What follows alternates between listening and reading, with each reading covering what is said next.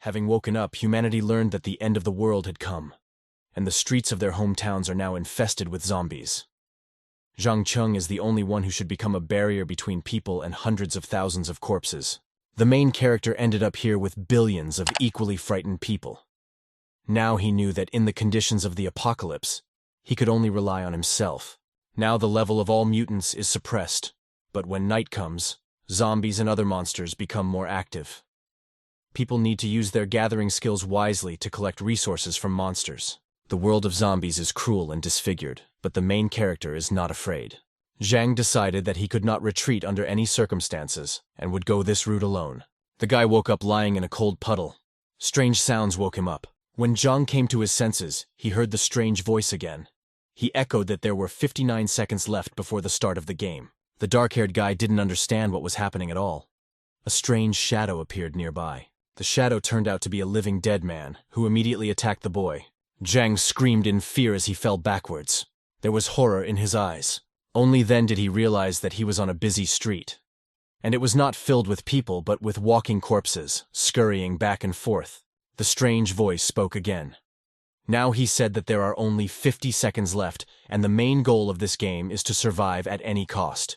Incomprehensible pictures floated before Zhang's eyes, which indicated that various functions had opened. Construction, store, and exchange. The main character tried to remember how it all started. First the electricity was turned off, then he went to bed and he woke up in a nightmare. Now he needs to find shelter. The boy's squeaky voice in his head repeated that it was just a dream and there was nothing to worry about. You just need to wake up.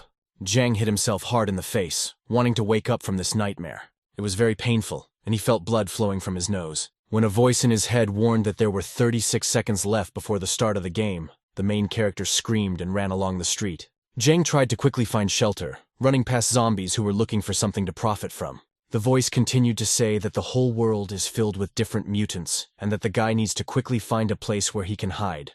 A weapon would also be a good advantage. The boy did not understand how and why he ended up in this damn game. Boxes with useful supplies were scattered along the city streets. The dark-haired guy vomited right on the asphalt. There were 22 seconds left before the game started. Zhang said to himself that if this was a game, he wouldn't lose because he was damn good at games. The main character decided to listen to the voice. Perhaps it will help him.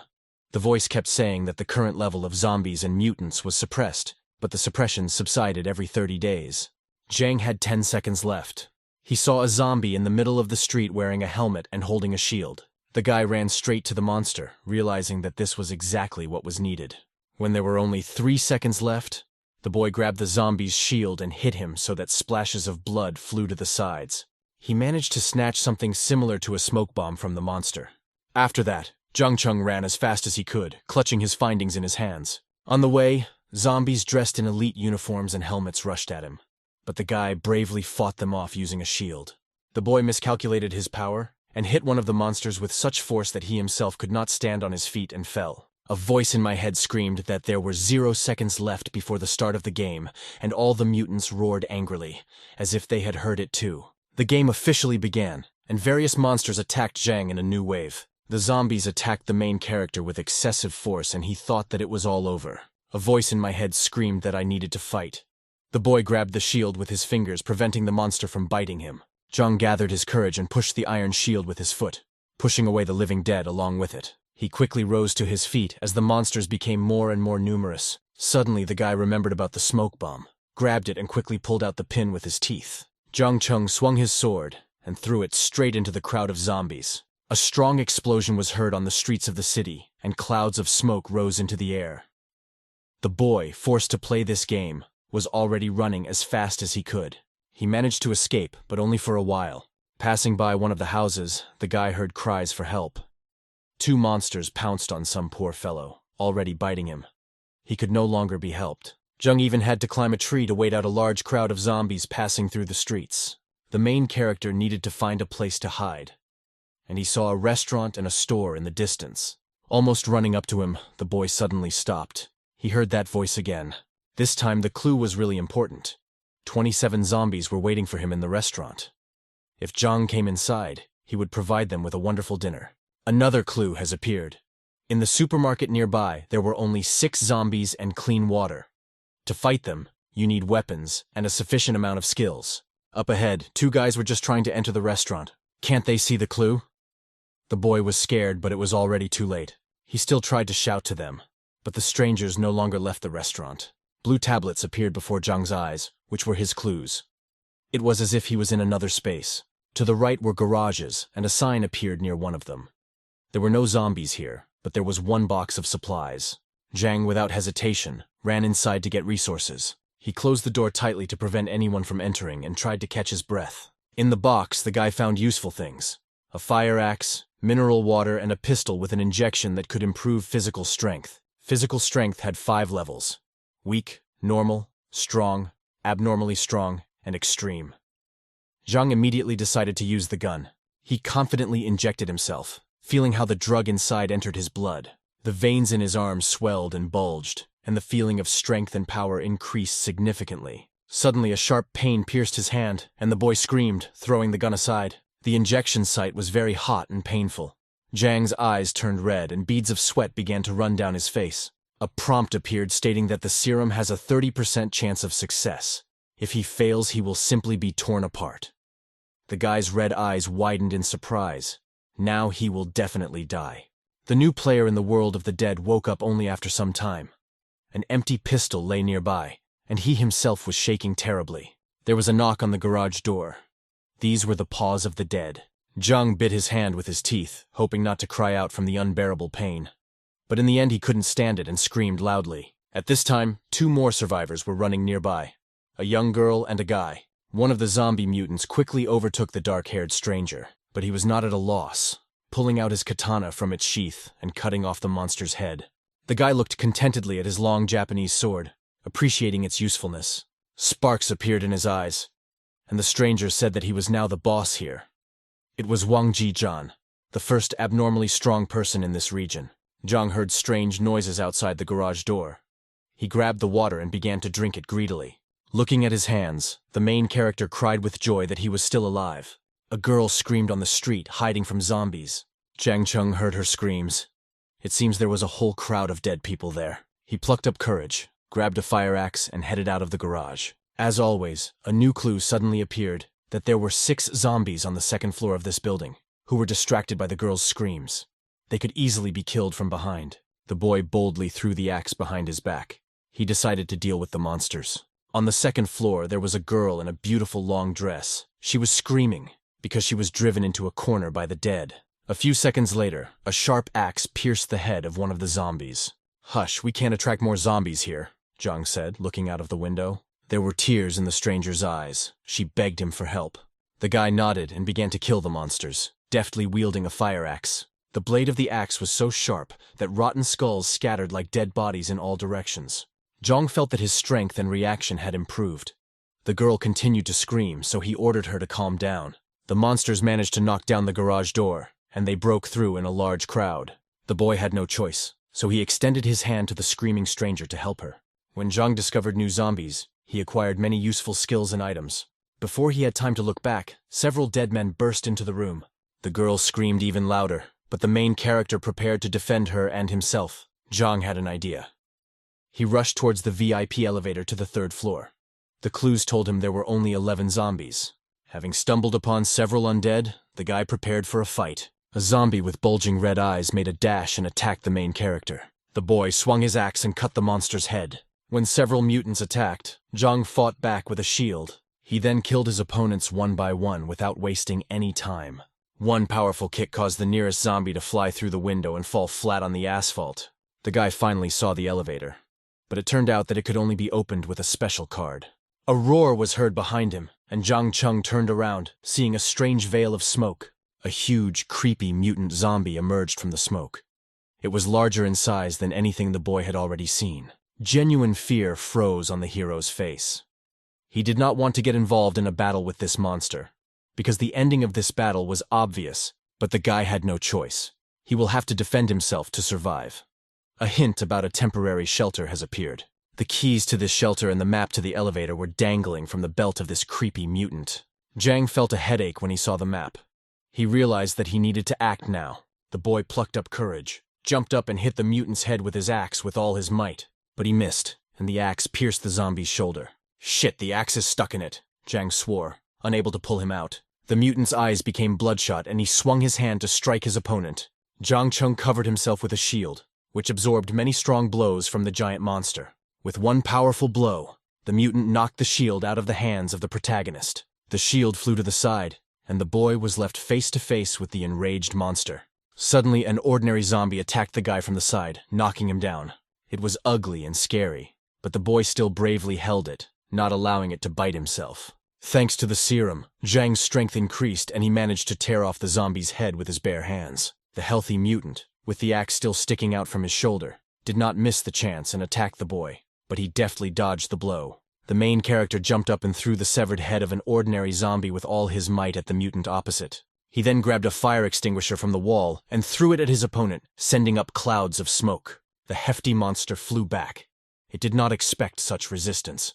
Zhang quickly ran up and took out a fire axe from the mutant's shoulder. He did not forget about the shield and the keys hanging from his enemy's belt, deftly snatching them too. "Goodbye, ugly monster. See you soon," the boy said joyfully, smiling. He ran to the elevator against the wall, quickly pressing the call button and holding his weapon in his hands. The elevator took too long, and Zhang Cheng was worried that the zombies would catch up with him first. Suddenly he felt very sick.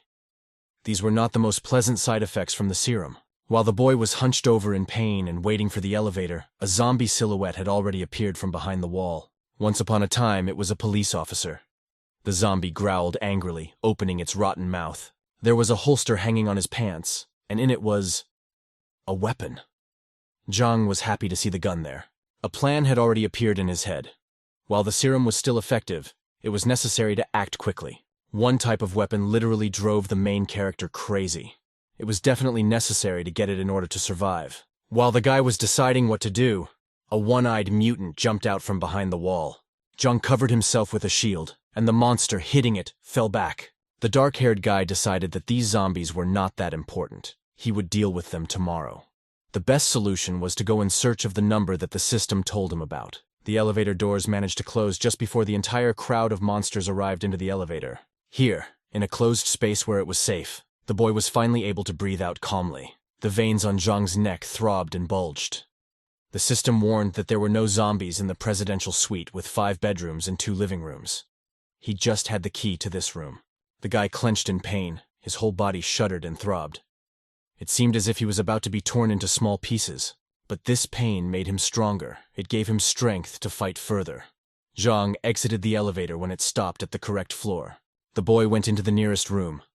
Seeing the drinks refrigerator, he dropped the axe and quickly walked towards it. He was thirsty as hell. Opening the refrigerator, he saw in it a whole warehouse of drinking water. The main character grabbed the bottle, opened it, and began to greedily drink cool water. Zhang Cheng emptied the entire bottle at once, squeezing it and throwing it aside. Now, he felt much better. He looked at his hands and his body, which no longer had the scary veins. It seemed that the effect of the serum had ended. But then the boy realized that the strength in his hands had become many times greater. The water helped absorb the medicine, and there was enough water in this refrigerator for Zhang to completely complete the transition into an abnormally strong person. It was already evening. A blood-red sunset covered the entire city. It was a nightmare on the streets. Zombies attacked all survivors.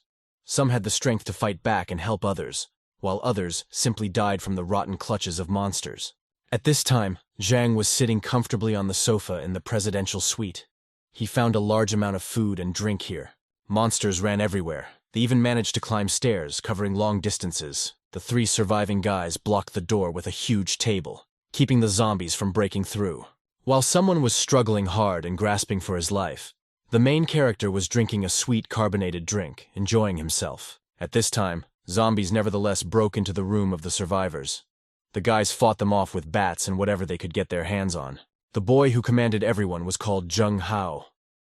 He shouted to the others to block the path that the monsters managed to break through. As long as they are all together, the monsters cannot win.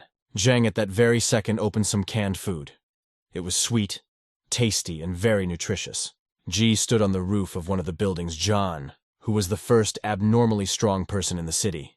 He held his katana, and at his feet lay a bunch of defeated zombies. He accepted the space ring thanks to defeating these weaklings. The main character leaned back on the sofa in the suite, having eaten too much. Ji's eyes lit up.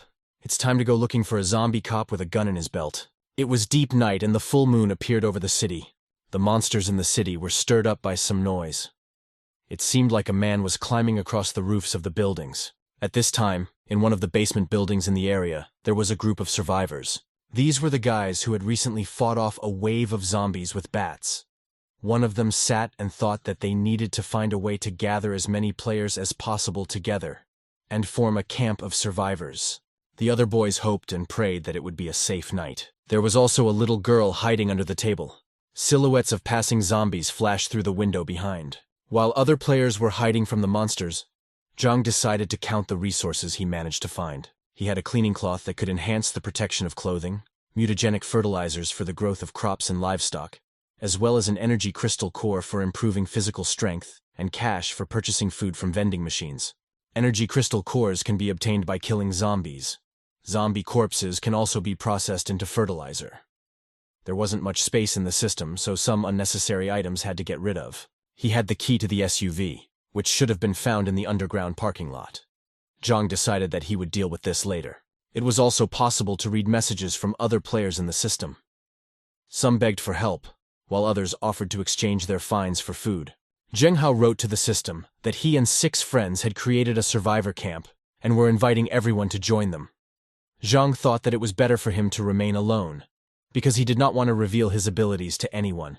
The system had a trading space for the exchange of resources. Wang Jijan put drinking water and ham sausages on the shelves. He wanted to exchange them for an energy crystal core. The main character knew that food and water were necessary for survival. He traded his knives for canned meat and drinking water. Some players offered university, campus, and city cards for exchange. Zhao decided to click on the exchange button, since the card would be very useful to him. The face of a frightened girl who was hiding under the table appeared on the screen. Drops of sweat ran down the boy's face. She was in danger and was shaking all over. The guy asked her to name the price for the city maps, because he really needed these items. The stranger said that she only needed clean drinking water. Just water will do as well. Using a map in the city, you can find and determine where there is a lot of supplies, and where it is better not to rush. He knew that the price for it would be appropriate. The boy himself had almost no water. He offered her only 250 milliliter. He also remembered the canned food he didn't finish. Zhang offered them too in exchange for 2 cards and a bloody key. The girl agreed, and the guy was very surprised. He didn't expect her to agree to exchange such an expensive item. The main character put everything on the trading platform and the stranger took the resources for herself. She said he was a great guy, different from others. Zhang Cheng received his items, feeling embarrassed.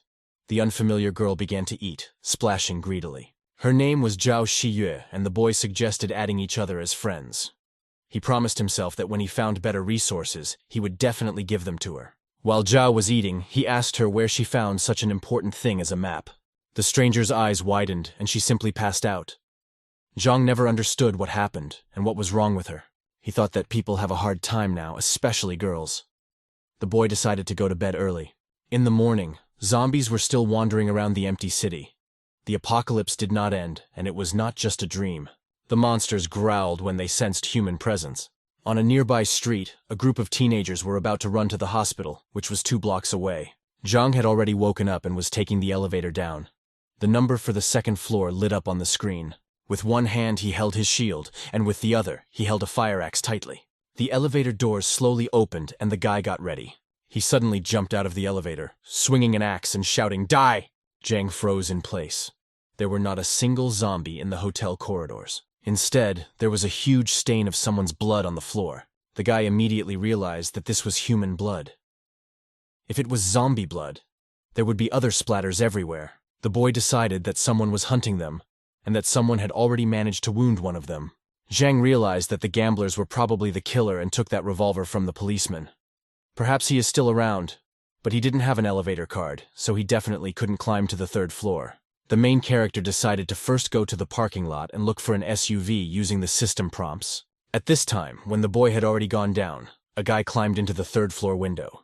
He remained in the shadows. He jumped out of the window only when he was sure that Zhang had definitely left. He needed to be as careful as possible. It was Wang Jijan. He realized that this guy with a shield and an axe was quite fast and had a good physique. This means that he definitely has the resources. This player had good form, but that won't help him. Wang Ji took out a gun and decided that he would wait until Zhang Cheng returned here. When the main character went down to the parking lot, it was dark, quiet, and suspiciously calm. But that didn't mean there weren't zombies there. He pulled out the keys and pressed the button. The car alarm beeped throughout the parking lot. The SUV's headlights turned on and Zhang saw him. The car was parked at the far end of the parking lot. The deafening sound of the alarm woke up the monsters who were in the dark places of the parking lot.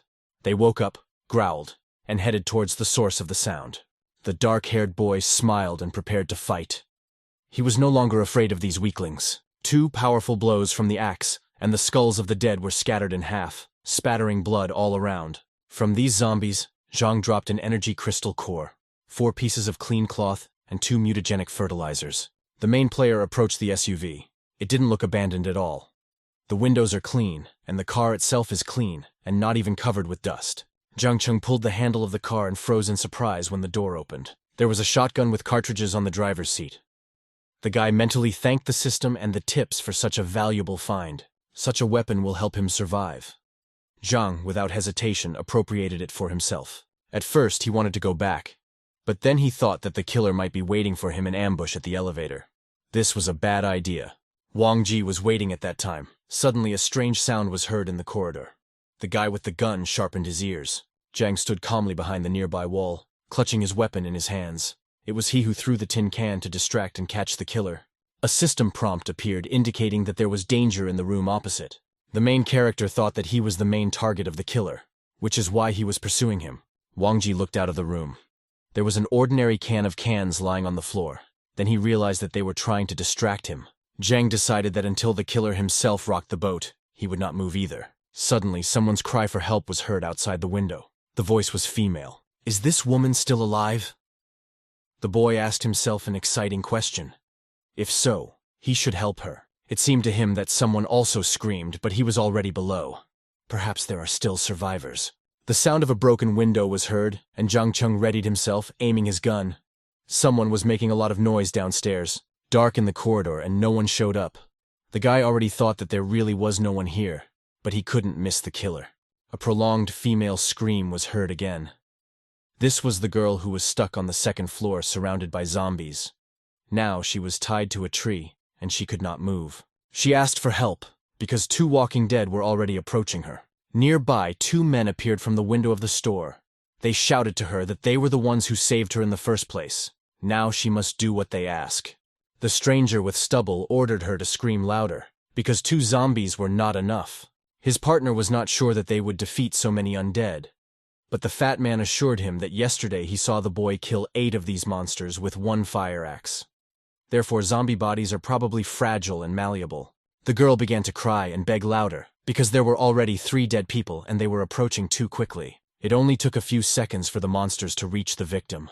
One of them grabbed her face, tearing off fresh flesh with his teeth. More and more zombies gathered at the sound of crying. Soon they would fill the entire street. A crowd of 8 monsters attacked the girl, tearing her apart. Splashes of tears and blood flew in all directions. The men waited for the right moment and rushed as fast as they could. The fat man swung a meat knife at one of the undead. He was completely confident in his abilities. The knife cut the monster's head in half, causing red eyes to pop out of its sockets. The fat man tried to pull his knife back, but it was firmly stuck in the rotten skull. Cold drops of sweat rolled down his face, and fear sank deep into his heart. The men had to leave their only weapon and run away from the zombies, who had now switched to living prey. The monsters ran quickly and did not lag behind. The strangers could not rest for even a second. How so? How could their plan fail? The fat man didn't understand. He had only one option left. The fat man held his breath, made up his mind, and pushed his partner back into the crowd of the dead. "Forgive me, brother! There is no other choice!" He shouted, but no one heard him anymore. Another thin man who accompanied him was being torn to pieces at that moment. The last thing his partner shouted was, "If I become a zombie, I will come for you." The fat man ran straight towards Zhang, who was hiding behind the bushes at that time. He didn't have time to help the girl. Suddenly, the fat man stumbled and fell to the ground, hitting his chin on the stones. The main character felt a shadow of joy. That's what this guy needs. He killed this innocent girl, framed his friend, and now he paid for it. The monsters quickly overtook the fat man and piled on him in a whole crowd. He squealed like a pig as sharp teeth dug into his thick skin. One of the monsters heard quiet sounds and rustling right behind the bushes. Zhang realized that he was heard and noticed. Now this place was not safe. Shots from a gun can attract even more attention. The guy took out an axe while the zombie slowly crawled towards him. The main player jumped out of his ambush, swinging a fire axe. The monsters, noticing the bait, rushed to meet him. Zhang's eyes lit up with excitement. With one blow, he killed 2 monsters. He lunged and cut the torso of the third dead man with an axe. Parts of monsters and splashes of blood scattered all over the street. Very soon there were no opponents left. The boy dealt with all the dead on this street. He examined the fat man's body again. It lay in a pool of its own blood. This man deserved to end like this. Zhang received a notification that the storage facility was full, and to update it, materials were needed that would require killing someone. Alive. Take care of your head, it was heard from above. Someone jumped right here. The stranger landed, leaning on his katana, which stuck into the ground. He looked at Zhang and said that his reaction was excellent. The main character looked at the stranger and got scared. Everything in his gut told him that this was the same killer. Now they stood facing each other, finally meeting. One of them was clutching a sword in his hands, and the other was holding an axe. Wang Jihan laughed at how he managed to fool the boy. He lured him out so easily by jumping out of the window, and he fell for it. Zhang was shocked. It turns out that his enemy knew all this time that he was lying in wait for him, that he was hiding behind the wall in the hotel. The man with the katana laughed shakily. He replied that he saw empty cans on the floor and immediately guessed everything. Ji's eyes Hanya lit up unkindly. He said that Zhang was still too young to die by his hand, but the boy had no intention of dying. These words again instilled in him the strength and desire to fight for his life. The killer said that now he would make him believe it. Then he made a quick lunge and with one blow broke the shield into small pieces. He was going to show Zhang what it meant to be stronger than everyone else. With one deft movement of his hand, Wang Ji swung his katana in the air, and the sharp blade slashed the main player's cheek. The guy was very lucky that he managed to dodge at least a little, otherwise the sword would have taken his head off. His opponent again noted the boy's quick and good reaction. The man with the sword jumped up to deliver his next blow. He hit Zhang with such force that he flew several meters back, hitting his head hard on the asphalt. A beginner is a beginner. There is nothing more beautiful in this world than the broken ribs of your enemy. Wang Ji laughed. The mad killer slowly approached the boy, scratching the asphalt with his tip. He said that now the end had definitely come for Zhang, but the beaten guy did not want to give up so easily. He waited. When Wang Jihan came close enough, he rushed towards him in one rush. His main enemy did not expect such resistance, so knocking him down turned out to be quite easy. Zhang grabbed him tightly by the wrist, holding him back from hitting him with the sword. He asked what all this was for. Is it really so bad when everyone is alive and well? While holding the enemy, the main character knocked the katana out of his hands and only then remembered the pistol. Wang Ji clenched his teeth tightly. This situation was beginning to irritate him. So he pulled the pistol from his belt, which was still being held by the boy. "Let's!" Zhang shouted, and his heart sank. If there was the slightest chance of dealing with a zombie manually, then there was no chance with an armed man. The owner of the sword turned around and sank his teeth into his enemy's hand until he bled. The boy screamed from the throbbing pain at the sight of the bite and pushed the enemy away with all his strength. Taking a gun out of storage, he aimed directly at the guy opposite. Rising to his feet, Wang Ji looked straight at his opponent. His eyes radiated only cold madness. In his hand, he clutched a revolver. They aimed at each other, and neither of them dared to shoot first. There was tension in the air. Zhang's face was beaten and bruised. He was desperately fighting for his life and was ready to shoot at any moment. The man with the revolver smiled as the barrel of the shotgun pressed against his forehead. The time has come to discuss everything. There were many dead people running on the streets of the city. Some of them were chasing survivors. Zheng Hao was just with his group on the street looking for resources. They heard a loud shot from a weapon and decided to go back to the gym, because such a loud sound would definitely attract zombies. His little group so far consisted of just a few scared teenagers holding bats. They all followed Zhang obediently. At this time, Zhang was trying to catch his breath, deafened by the loud gunshot. Wang Ji's lifeless body lay at his feet, Zhanya with a bullet hole in her forehead. The main character grabbed his chest, which was pierced by a wave of pain. It became difficult for him to breathe. The body stopped obeying him and the guy fell to the ground, next to the corpse of his opponent. Suddenly, a notification came in the system from Zhao Xiyue. She invited him to a chat. Zhang agreed, unable to get up. He saw this girl's face in front of him. She looked worried. Zhao asked what happened to him and why he was lying on the ground. The guy seemed to be in some other space. Everything was swimming before his eyes. He couldn't find what to answer her. The girl warned that there were zombies right behind him and he needs to get up immediately. She had an injection of adrenaline and medicine with her. Zhang asked to act quickly because he would lose consciousness very soon. The new girlfriend managed to give him adrenaline before he passed out. This injection began to take effect 3 seconds after injection. The boy clenched his teeth and injected himself directly into the leg. The needle went deep and he groaned in pain. The system glowed red and alerted the hero to a clear danger.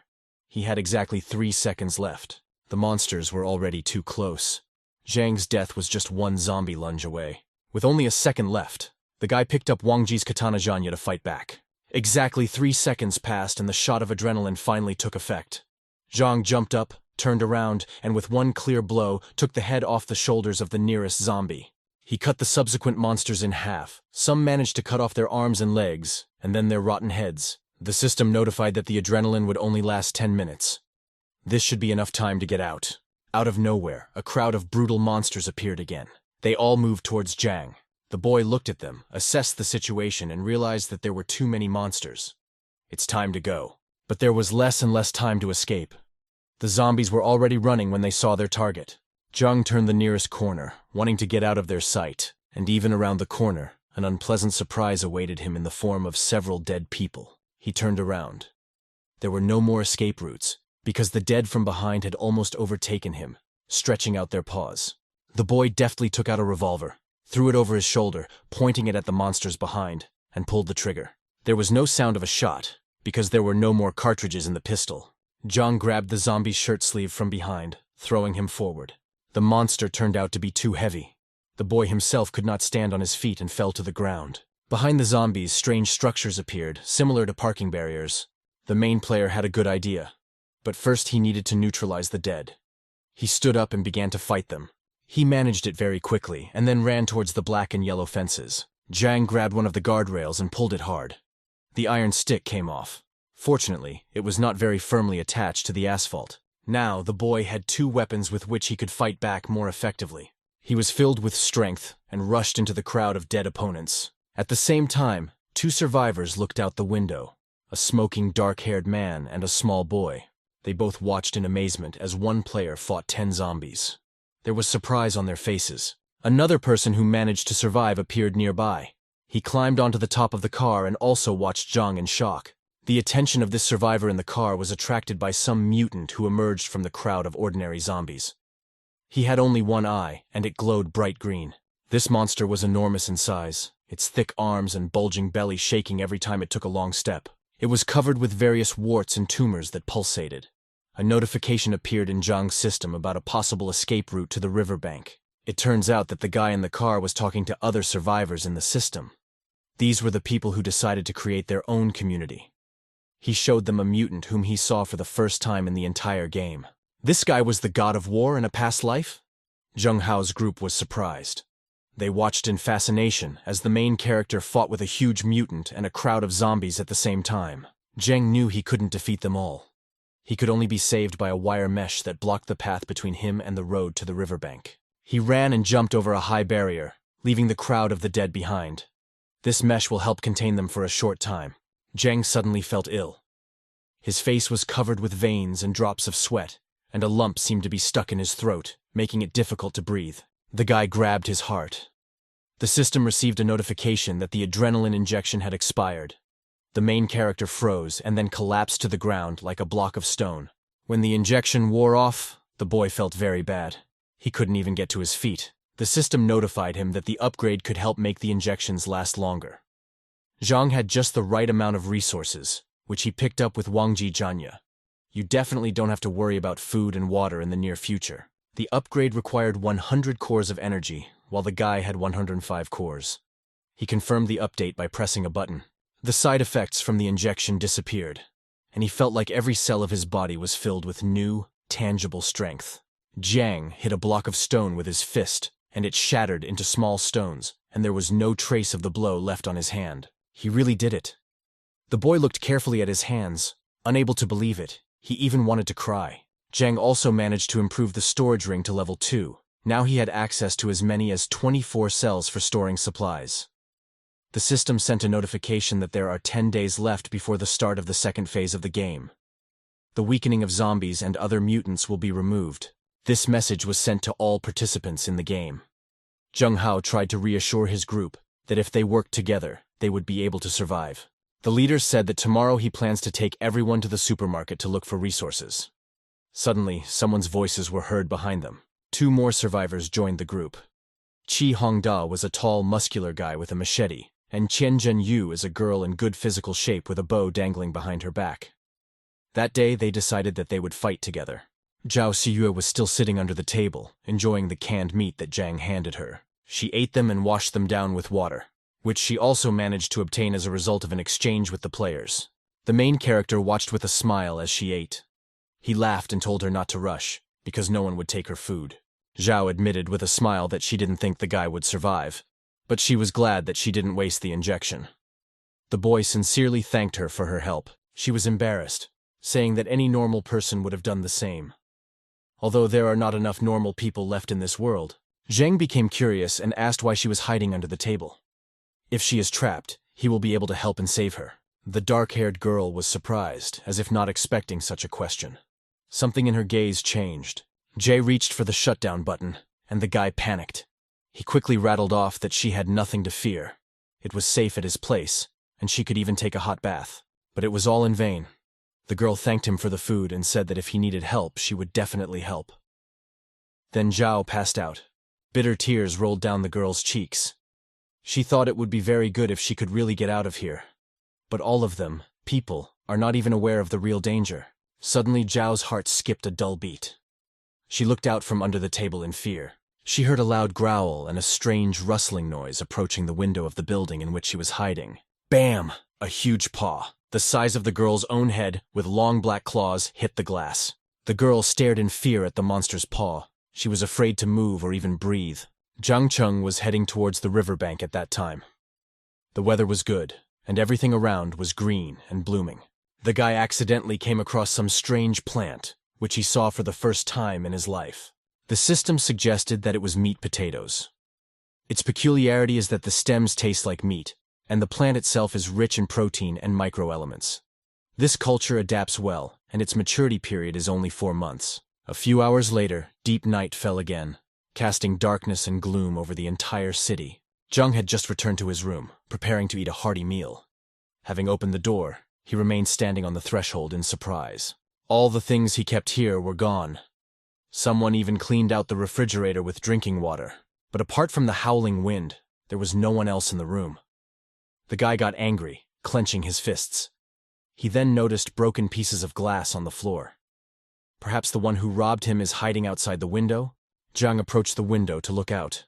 And at that moment, a healthy dark shadow flashed outside the window. It was a blood-red mutant with bulging, glowing eyes and a long tongue that resembled an octopus tentacle. The creature itself resembled some kind of amphibian. It had sharp claws and a long tail. The main character took out his shotgun and aimed at the window.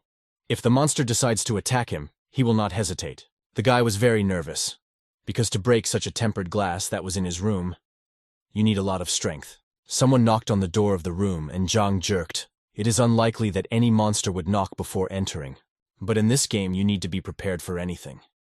He aimed the gun at the doorway, ordering whoever came out. A little girl with pink hair braided into 2 ponytails appeared from behind the door. She frightenedly clutched the hammer in her hands. Zhang, forgetting his manners, began asking if she had emptied his refrigerator. The girl denied everything. She said she didn't break the window or steal anything. The main player asked her to put down her weapon. The girl's cheeks turned red, and she asked if Zhang could give her at least 1 bottle of water. There was enough water in the fridge. Stop asking! The guy began to boil with anger. The stranger's gaze instantly changed. She swore, and quite unexpectedly hit the boy with a hammer right on the leg. He roared in hellish pain, clutching the shotgun in his hands. But she wasn't dangerous enough to shoot at, the guy decided. The next second, a powerful blow from a woman's fist flew into his nose. 2 streams of blood sprayed from his nose, and the boy himself flew back from such a strong and calculated blow. The girl ran and disappeared behind the door while Zhang came to his senses. Only then did he realize that she had stolen the ring of space from him. His face twisted with anger. He called her an asshole. How could she dare to completely rob the room, beat him up, and finally steal the ring? For some reason, the system prompts refused to work. The boy swore to himself that if he found that vile rat with pink hair, he would rip its head off. And he didn't have to look for her for long. The cunning stranger was around the next corner. She looked at the guy in surprise when she saw the weapon. What? She took the supplies, and now she's ruined her lip for food? The boy asked angrily, reloading his shotgun. Instead of being scared and apologizing, the girl only became angrier. She ordered him to turn off the light, because the zombies were already close. Zhang threatened her to return his ring to him, otherwise he himself would turn her into a real zombie. The main character now has a red flickering system prompt. It said to be careful with windows. At the same moment, the window of the room broke, and that same red mutant with a vile tongue and tail got inside. Zhang prepared for battle. It was a Type 2 mutant zombie. He was fast, agile, and he also had very poor vision. That is, he relied more on hearing. The mouth of this monster looked like a flower and was dotted with a number of small but sharp teeth. The girl with pink hair jumped up and hit the monster right on the head with the hammer. The blow was strong, and the monster howled in pain. Zhang took the chance and pulled out a revolver, aiming at the terrible creature. He shot straight into his face, causing the mutant to roar and collapse to the floor. Out of the monster's flower-shaped head, and the mutant himself died. The shot was cold and clear. The boy lowered the gun. It turned out that fighting such mutants is not so difficult. He said that now it's the thief's turn. If she doesn't want to repeat the monster's fate, then she needs to return his ring now. Suddenly, the mutant purred, moved, and as if nothing had happened, rose to his powerful paws. Brown blood was running down his body, and there was a bullet hole in his head. Zhang shouted to the stranger to immediately return the ring to him. He had run out of ammo in his pistol, and had the rest of the ammo in storage. The girl, in turn, shouted at him to just throw her his gun. The guy doubted it. It was a difficult decision. "Faster!" The boy shouted angrily, deciding that she couldn't be trusted at all. She had already deceived him once, she couldn't deceive him a second time. The second-level mutant attacked the main character, trying to bite him or hit him with a powerful paw. But the boy deftly dodged to the side. The creature missed and fell onto the mattress. The thief took a long time to decide on this. But she still made her choice and threw the ring straight into the hands of its owner. Zhang caught the storage ring and held it in his fist. It was nice to get back what I had lost, and what was so useful and valuable. While the monster was getting back on its paws and preparing for a new jump, the guy had already managed to use the ring. He took pistol cartridges from storage and loaded them into the clip as quickly as possible. The first shot hit the mutant right in the jump. Zhang stabbed him in the front paw, spraying blood everywhere. This mutant was very dexterous and could climb walls. He dodged the next shot and climbed up to the ceiling, growling. The main character realized that the monster had learned to dodge bullets. He was reasonable. At this time, the red mutant prepared to attack the girl. She was scared, covering herself with her hands, as if this could really work against such a strong monster. Without wasting a second of time, the main player now took out his katana and cut off the mutant's head while he was aiming at the thief. The monster's corpse fell down, and Zhang received 15 crystal core energies from it. This was a very good catch for one monster killed. He turned to the girl and told her to leave. He lets her go in gratitude for her help. Although the boy understood that this could not be called help, the thief simply returned what she had stolen from him. But the stranger did not want to leave. This guy had a hell of a lot of resources. He was strong and he could cover her. Such partners were worth a lot. The girl looked at Zhang in fear. She noticed that the mutant had scratched his hand. The girl's eyes lit up brightly. She laughed and said that in a few hours he himself would turn into a zombie. But if he deigns and gives her all his resources, then she will deprive him of pain before death. It's obvious that the monster came here because of her. So why was he unlucky? Zhang rolled up his sleeves, aggressively walking straight towards the thief. She readied her hammer, afraid of what the boy might do to her, and she already saw that he was really capable of much. The girl turned around and quickly left the room, and Zhang allowed her to do this.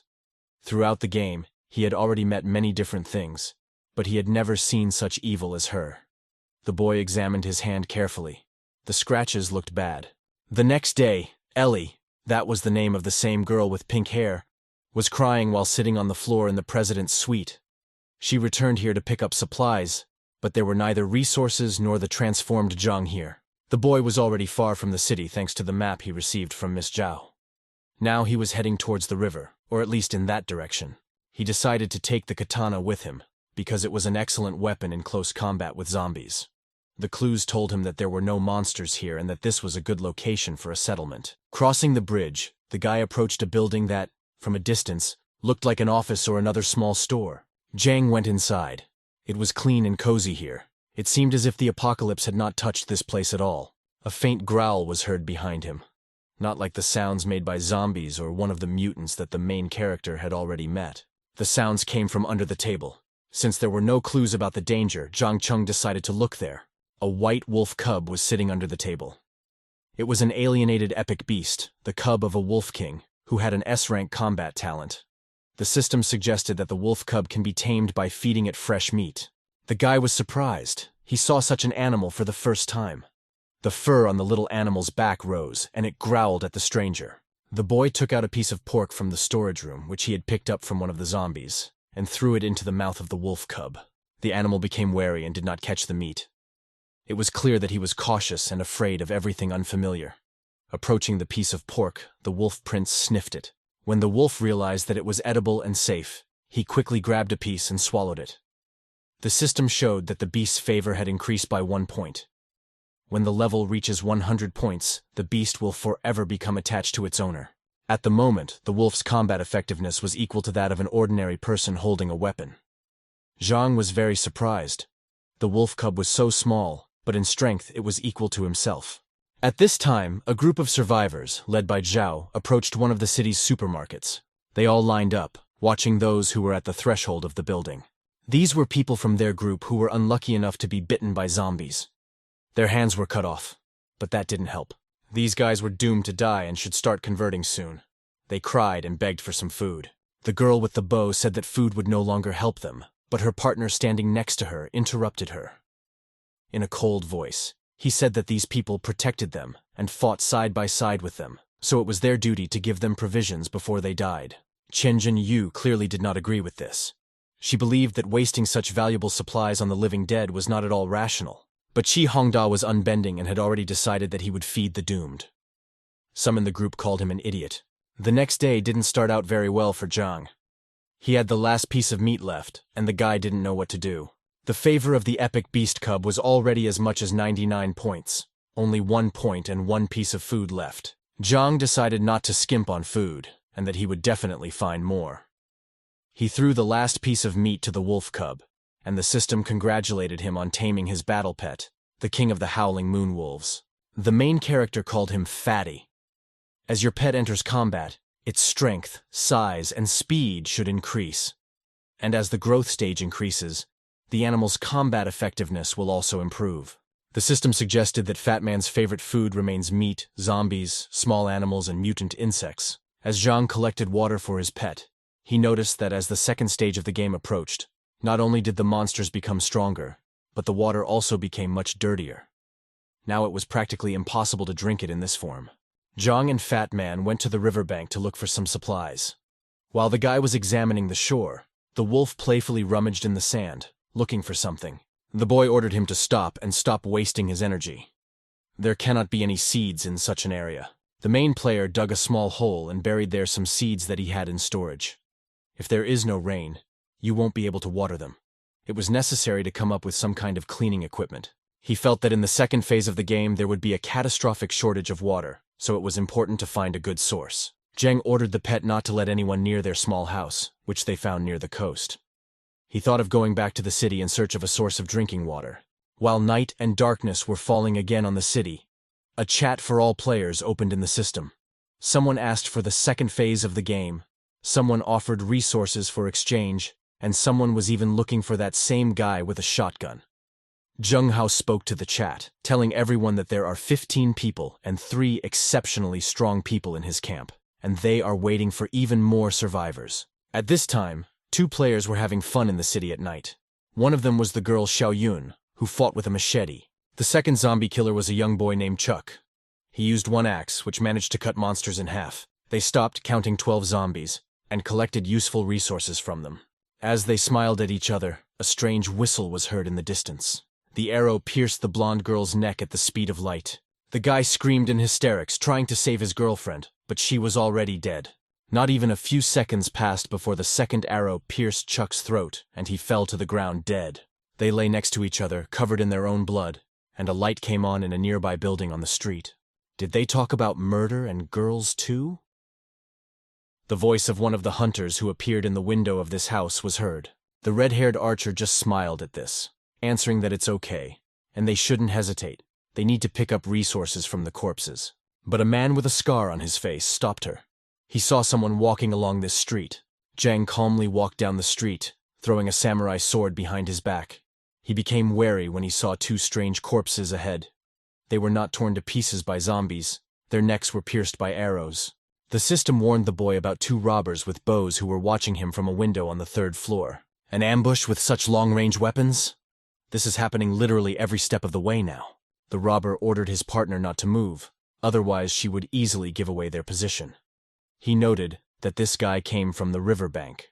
The man with the scar opened his vault, cleaning it out. He was sure that this stranger had something to profit from. Zhang needed to get to the 3rd floor in exactly 20 seconds. Only in this case the thieves will not be able to react. A small group of survivors came around the bend, coming face to face with Zhang Cheng.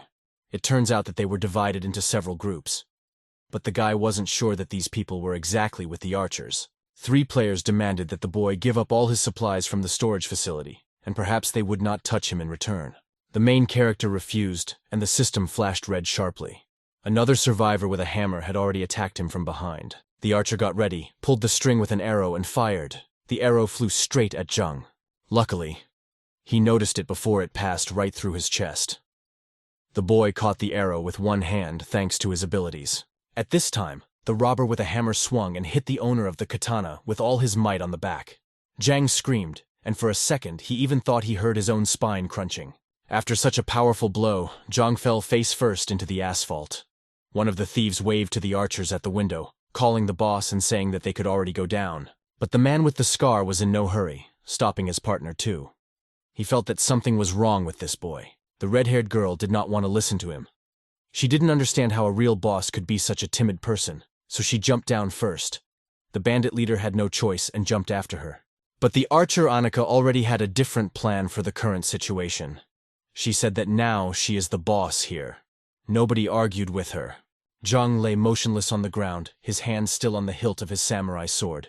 He was already preparing for the attack and calculating his capabilities. The former leader screamed, warning his friend. But it was too late. The silhouette of the main character with a katana was already behind him. Zhang Cheng slashed his sword straight across the robber's back, slicing through his body.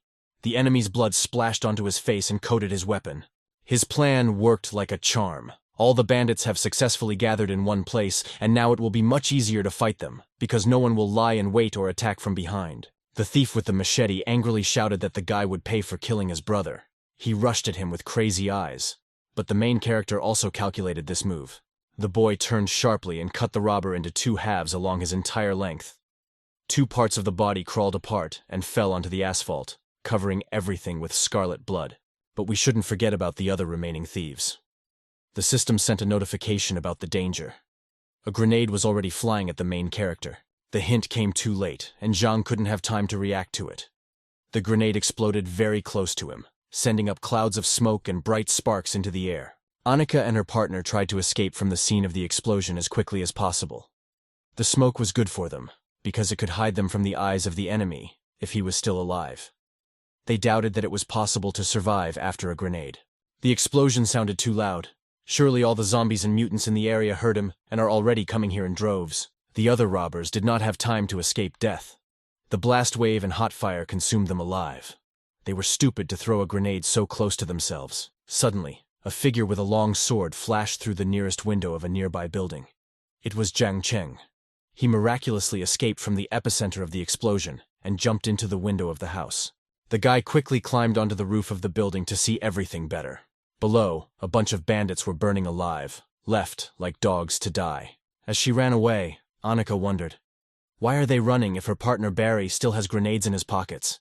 They can fry this boy. They don't have to run away like rats from a sinking ship. But Barry insisted that this guy was too fast and strong. They could not defeat him so easily. With one eye, the man noticed a figure on the roof, briskly moving behind them. He immediately realized that this was the same guy with the samurai sword. The robber ordered Annika to run faster, otherwise the end would come for both of them. But their end was inevitable. Bad people always get what they deserve. and it couldn't be otherwise for them. Annika and Barry stopped when a huge, overgrown mutant appeared in front of them. They had never seen such a monster, so its very appearance struck alarm and mortal fear into their hearts. Behind the fat mutant, ordinary zombies huddled together. Barry turned around at the sound behind him. Zhang was already standing there with a sharp sword in his hands. The robbers no longer had an escape route. On one side, there was a whole crowd of monsters led by a terrible mutant, and on the other, there was a distraught guy with a katana, wanting to behead them. Barry panicked. He turned to Zhang, begging him to let them go, because they attacked him completely by accident and did not even want to rob him. He promised that he would share half of his resources with him. Barry got angry because it was too much. Annika silenced him by saying that they had no choice anymore. The longer they resist, the less time they will have to escape from the monsters. The dark-haired boy calmly said that it was not difficult for him to wait until the monsters came closer. The system warned that you should stay away from giant zombies, because they can instantly kill a person. The big monster was already very close. He had large red eyes and a twisted, rotten mouth, and his whole body was covered with warts and wounds. The bandits were seriously scared when they first encountered such creatures. They seemed to be 10 times more afraid of the big guy than the guy with the sword behind him. In the end, Barry finally gave in. But first he demanded that Zhang throw him his sword. Only then will he give him his storage ring. The main player dropped the sword from his hand at his feet. The resounding impact of the blade on the asphalt sounded throughout the entire street. But the robbers had their own plan. They felt that without a katana, Zhang was no match for them. They were going to wait until the zombies got closer, then Barry would throw a grenade into the crowd, and Annika would take the samurai sword. Zhang stood still and smiled. He read the thieves through and knew in advance what they were going to do, so he was ready for any turn. At that time, the monsters were already close enough for the archers to begin to act. It's time to put the dirty plan into reality. Barry grabbed his pockets to get a grenade, but there was nothing in them. The pockets were empty. Barry clenched his teeth angrily, not understanding where everything had gone. Suddenly, he felt a strong push in his back, could not control himself on his feet, and flew forward, towards the giant mutant. He turned around, and the only thing he saw was Annika, who had just pushed him into the clutches of death. She stood calmly and stoically, without experiencing any emotion.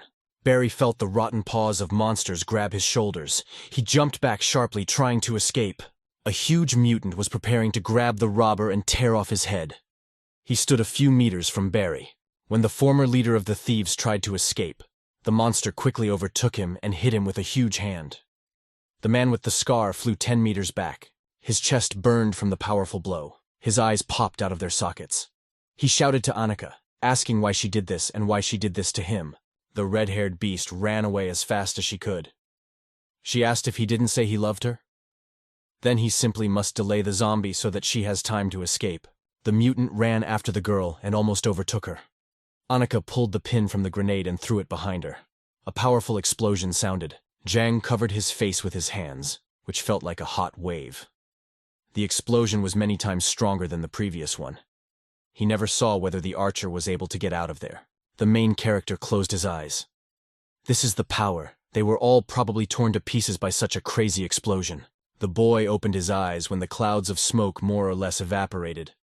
From the epicenter of the explosion, as if nothing had happened, the same mutant of the second level emerged.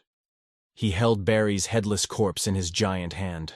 Zhang noticed that the robber's ring slipped off his finger and fell to the ground. The large monster turned its gaze towards the main player. His red glowing eyes inspired fear. The monster quickly covered the distance between him and Zhang in a few steps, almost grabbing him with its huge paw. The system literally ordered the guy to immediately move away from the giant mutant, find and finish off the female bandit. Still, she survived. The boy ran forward, running away from the monster and jumping onto the nearest buildings. He decided that he would return for his sword later, when this giant brat had left this street. Zheng Hao wandered with his group on the streets of the city. They came across the corpse of a young girl with an arrow sticking out of her neck. They decided that it was the work of bandits. The guys wondered why the robbers didn't take the resources from the corpse. This means that something happened, or something distracted them greatly. One guy from the group called Boss Zheng.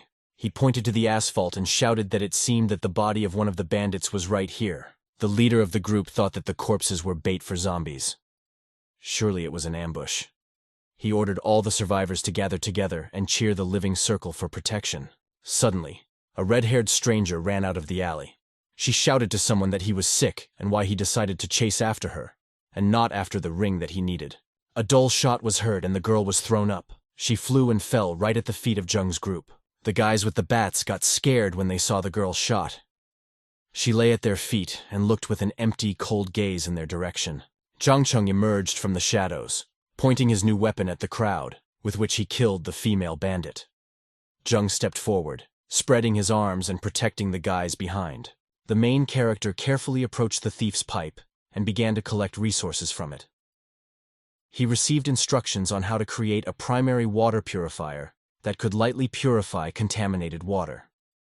You will need a regular purifier and a crystalline energy core. The leader of the group quietly turned to one of his guys. His voice trembled slightly, and he continued to carefully observe the actions of the stranger with the wondrous weapon. He told him to get ready to take people away if the stranger decides to attack. Zhang heard their conversation and turned to the group of survivors. Zhang greeted him cautiously and said that they were just passing by and did not want any trouble. The archer carefully stepped forward, removing the rings from the corpses and placing them on the asphalt. They gave them to a stranger as a sign of goodwill and reluctance to start a military conflict. Zhang became wary, expecting that these people might attack him at any moment. But he did not expect such a gift from them in the form of storage rings. The girl was frightened by the shotgun pointed at her. He and the group just wanted to show good spirit. Zhang and the others continued to stand calmly, awaiting the next actions of the stranger who had so coldly shot the girl before their eyes. The main character picked up the rings, examined them, and handed them back to the guys. He said he didn't kill the players who owned them. Zhang's group found the rings first, so they belonged to them. Zhang threw the rings into Chen Zhen's hands, and she deftly caught them. The leader of the survivors' camp thanked and asked the stranger's name, but he waved at them and was already leaving. "Call me Lei Feng." The main player smiled and left their sight. Zhang climbed onto the roof of one of the buildings, watching the beautiful sunset. So far, the rooftops were one of the safest places in the city. A big mutant of the second level was wandering below, and ordinary zombies were hanging around him. The guy couldn't see either the ring or the sword from here. Maybe someone has already picked them up? The shadow of a girl appeared behind the next alley. She pressed her back against the wall, trying to catch her breath. It was Ellie. She was carefully examining the found samurai sword. Today she was lucky, a great find. Zhang returned to the riverbank where he planted potato seeds. It took 120 days for it to fully mature. But growth could also be accelerated with the help of fast-growth fertilizers. They need to be added once every 3 days. The boy successfully added the mutagenic fertilizer he had, and only 60 days remained until full maturity. A small green sprout appeared from the ground. In 3 days, he will fertilize the plant again, and very soon it will be possible to harvest a crop, with which he will plant the entire area around the river. A wolf cub barked from behind, bringing a bucket of drinking water in his teeth. The water purifier did a great job. After watering the potatoes, Zhang invited Fat Man to hunt zombies. The best time to hunt was in the dead of night. In the shadows of the gloomy city, it was much more difficult for zombies to notice living people. Finding a zombie, the boy pulled his bow and shot an arrow at the monster, punching a hole in its rotten head. Zhang hunted this time with a bow, which he managed to pick up in the last battle with living people. He jumped from a tall building, hitting his opponents one by one. Fat Man also joined the hunt, turning into a huge, healthy wolf, tearing apart all the zombies on the way, biting them with razor-sharp fangs. The wolf could be returned to its previous state at any time during the battle. The boy watched his pet. His new form was impressive and was quite good and effective in battle. Zhang thought that it wouldn't hurt for him to upgrade himself, because the stronger he is, the more chances he has to survive in this game. He collected resources from 13 zombies. 5 mutagenic fertilizers and another 19 cores of crystalline energy were added to his storage. For the next improvement, he needed to accumulate about 200 cores of energy. Some small creature came out of the alley, looking like a mutated puppy, and it moved on 2 hind legs, wagging its tail. The fat man noticed the stranger, catching a new incomprehensible smell emanating from him. The fur on his body stood on end and he growled loudly at the monster, warning him of the danger. The small creature seemed to laugh at the beast and began to run away from it. The wolf, without hesitation, ran after him. Zhang shouted after him so that he would not run too far from the owner, but it seems that Fat Man no longer heard the guy. The beast had almost caught up with the creature unknown to him, trying to grab it with his paw. On the roof of the building, in the shadows, stood another mutant, as if watching the chase from above. The fat man stopped because he heard strange sounds from above. He raised his muzzle and saw two terrible monsters jumping on him. They were similar to the small animal that he was catching up with, but they were slightly larger than him. One of the mutants fell on the wolf's back, and the second jumped straight into the open mouth. The beast bit the monster in half, spitting it out onto the ground. The mutant, who was on his back, began to bury his claws in the animal's fur, looking for a way to the skin, wanting to bite him. The fat man was spinning in place, but could not get the parasite on his fur. While he was trying to remove one, several more of the same parasites appeared on the street. The wolf whined as the mutant bit him on the back. "Little wolf, here, I'm here," Zhang shouted, standing on the roof of the pharmacy and shooting from a bow at small monsters. He aimed carefully, knowing that he couldn't miss. His arrows were not endless, but it was impossible to allow his pet to be wounded. The boy released the string and the arrow flew straight ahead. She caught one parasite, and then they all noticed that they were being shot. Zhang scared the mutants, but this was not enough, because they were not going to run away. One of the parasites turned and ran towards the archer to grab onto him and suck all his blood. It was just in time and helped Fatty. The small monster rushed straight at Zhang, moving its tentacles. The boy was ready for the attack, taking out a kitchen knife for cutting meat from his storage. He swung his hand twice, slashing the parasite's body with a sharp blade. Pieces of flesh and splashes of blood flew around. The creeping larva was killed, and 15 cores were added to the storage. The main character shouted to his friend to turn his back to him. The wolf had just dealt with one of the parasites, crushing him with his powerful paw. The beast heard its owner and turned its back to him. The larva firmly grabbed his skin with its claws. Zhang Cheng fired his bow, and the arrow pierced through the mutant's head. The larva detached itself from the skin of the wolf cub, rolling dead onto the asphalt. The fat man pounced on the corpses of the larvae, greedily tearing them apart and eating them. The guy went down to his wolf, pulling him away from the feeding trough. Something was wrong here. A growl was heard from behind, and other crawling larvae began to emerge from the shadows. They jumped from the roofs of buildings, climbed out of windows and sewer hatches in the middle of the road. Zhang and Fatty watched in fear as the parasites became more and more numerous. They appeared with such speed that the boy no longer had time to count them. For several minutes in a row, man and animal were running away from the larvae, weaving through the streets of the night city. The wolf returned to his previous state and became a small, fluffy puppy again. Suddenly their path was blocked by a mutant who jumped out from around the corner. He was slightly larger than the others. In general, they were all quite different sizes. One could be the size of a rabbit, while the other looked like a large fighting dog. There were too many monsters. Zhang believed that something was wrong here. Something has to happen. He decided to separate from his pet and continue to run further. At this time, 2 guys with bats were standing at the door of an open supermarket. They made sure that none of the monsters entered inside. Zhang and his men collected from the store shelves everything they could take with them. The priority was always provisions and water. This time they managed to find a lot of useful things, even fresh bread. The guards at the door noticed some movement on the street opposite. A small pink monster ran out of the darkness. They thought he was cute and very harmless. The guys ran inside the supermarket, tightly closing the glass doors behind them. They quickly told the group about the crawling creatures that had appeared and that their numbers were increasing. What happened? And where did such a large number of them come from? The archer wondered, while the other girls cowered in fear and wanted to run. Running away wasn't such a bad idea. One of the parasites jumped onto the glass display case, attaching itself to it with its tentacles. The guy he scared screamed in fear. Zhang decided not to waste time on idle talk and picked up the heavy metal box, carrying it to the door. As the leader of the group, he had to act coldly, quickly, and judiciously.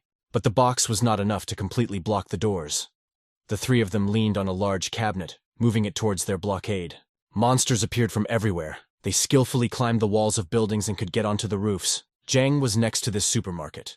He fought the maggots using a bow and sometimes a kitchen knife. But the parasites became more and more numerous. It seemed like they would never end. Chen Zhenyu looked out the window and noticed a guy. He was completely surrounded by small mutants.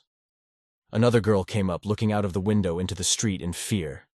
These small creatures were everywhere. The archer understood that the boy could not cope with them all alone. She hasn't seen who this player is yet. Zhang fought fiercely and confidently. No creature could grab or scratch him. The girl saw his face and got scared. It was the same strange guy they had recently met. She ordered everyone to be on guard. The main character changed his weapon to a knife, cutting his opponents. His hands and body were covered in the blood of these vile larvae. He then opened the vault again, taking out a shotgun. The boy turned around, took aim, and shot off the head of one of the mutants. Zhang already knew that he was being watched from the window. Ellie woke up in a hotel room, which she was able to find and secure for life. It was very hot and stuffy. The girl touched her cheeks. Her face was simply glowing. At first, she thought she was sick, but then the system sent her a congratulatory notification. Ellie's level has been successfully upgraded to Awakened, and the system is now activating her new talents. Zheng at this time spoke with his camp about how it was very strange to see such a large number of mutants in one place. It was necessary to wind down their operation to find resources and return back to the gym where they had settled down. Zheng ran away from the monsters because he realized that fighting them was a useless exercise, because this did not reduce the number of mutants. The boy was already running through the 7th Street, and they were very long and winding, and the mutants were still not tired. Suddenly, they froze in place, as if they were paralyzed. Zhang Cheng stopped and looked at them carefully. It all looked very strange. The system flashed red and beeped in the guy's head. I received a message that one of the players in the game world illegally increased their level. As punishment, the 2nd stage of the game will begin earlier for everyone. Exactly 59 seconds later. In the 2nd phase of the game, the crawlers, monsters that were chasing Zhang, will become more active and dangerous. The system advised the boy to deal with them right now. There were only 39 seconds left before kickoff. Zheng's group rushed through the streets as fast as they could. They all urgently needed to find shelter. The game was getting ready for an update. Only 25 seconds left. All the zombies and mutants were preparing for the update.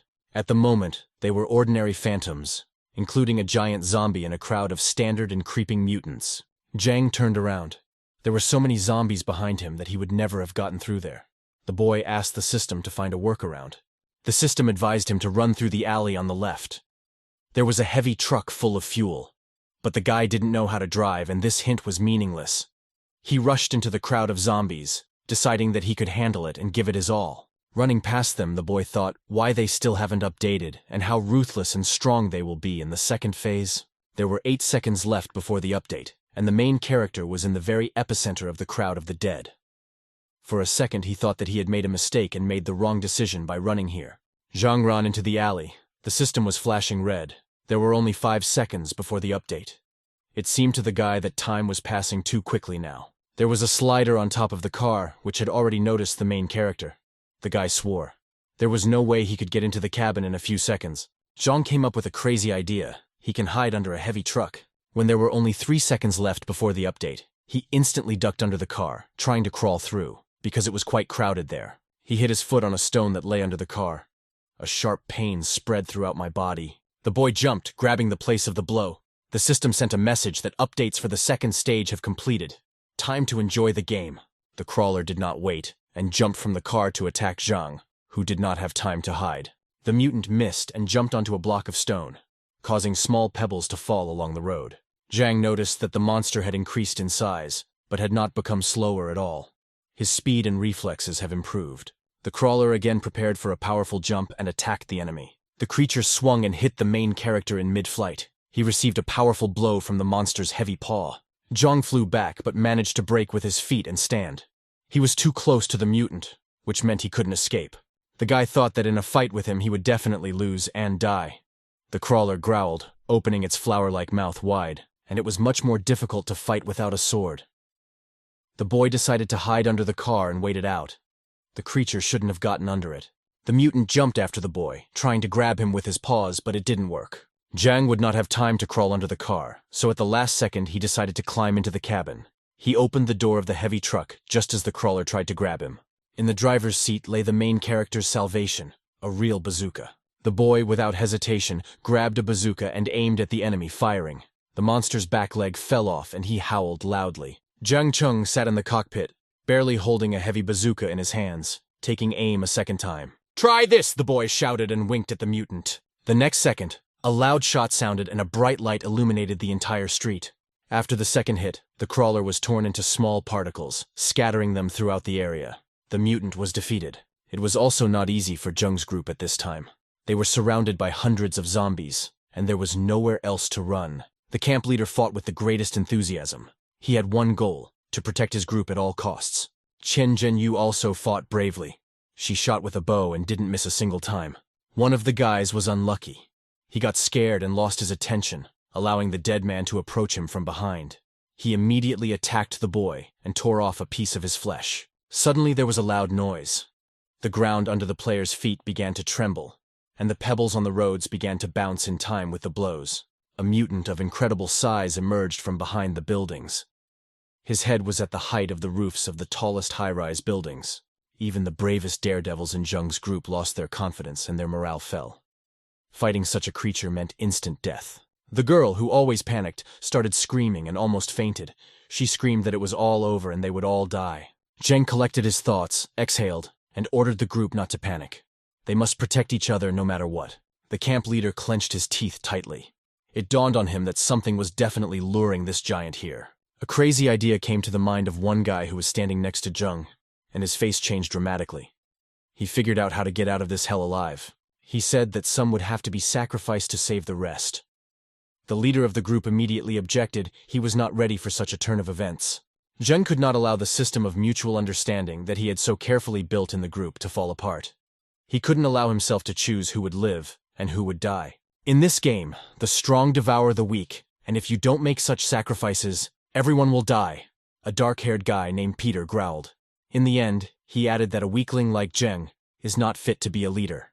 The rest of the players were losing patience, and the monsters were getting closer.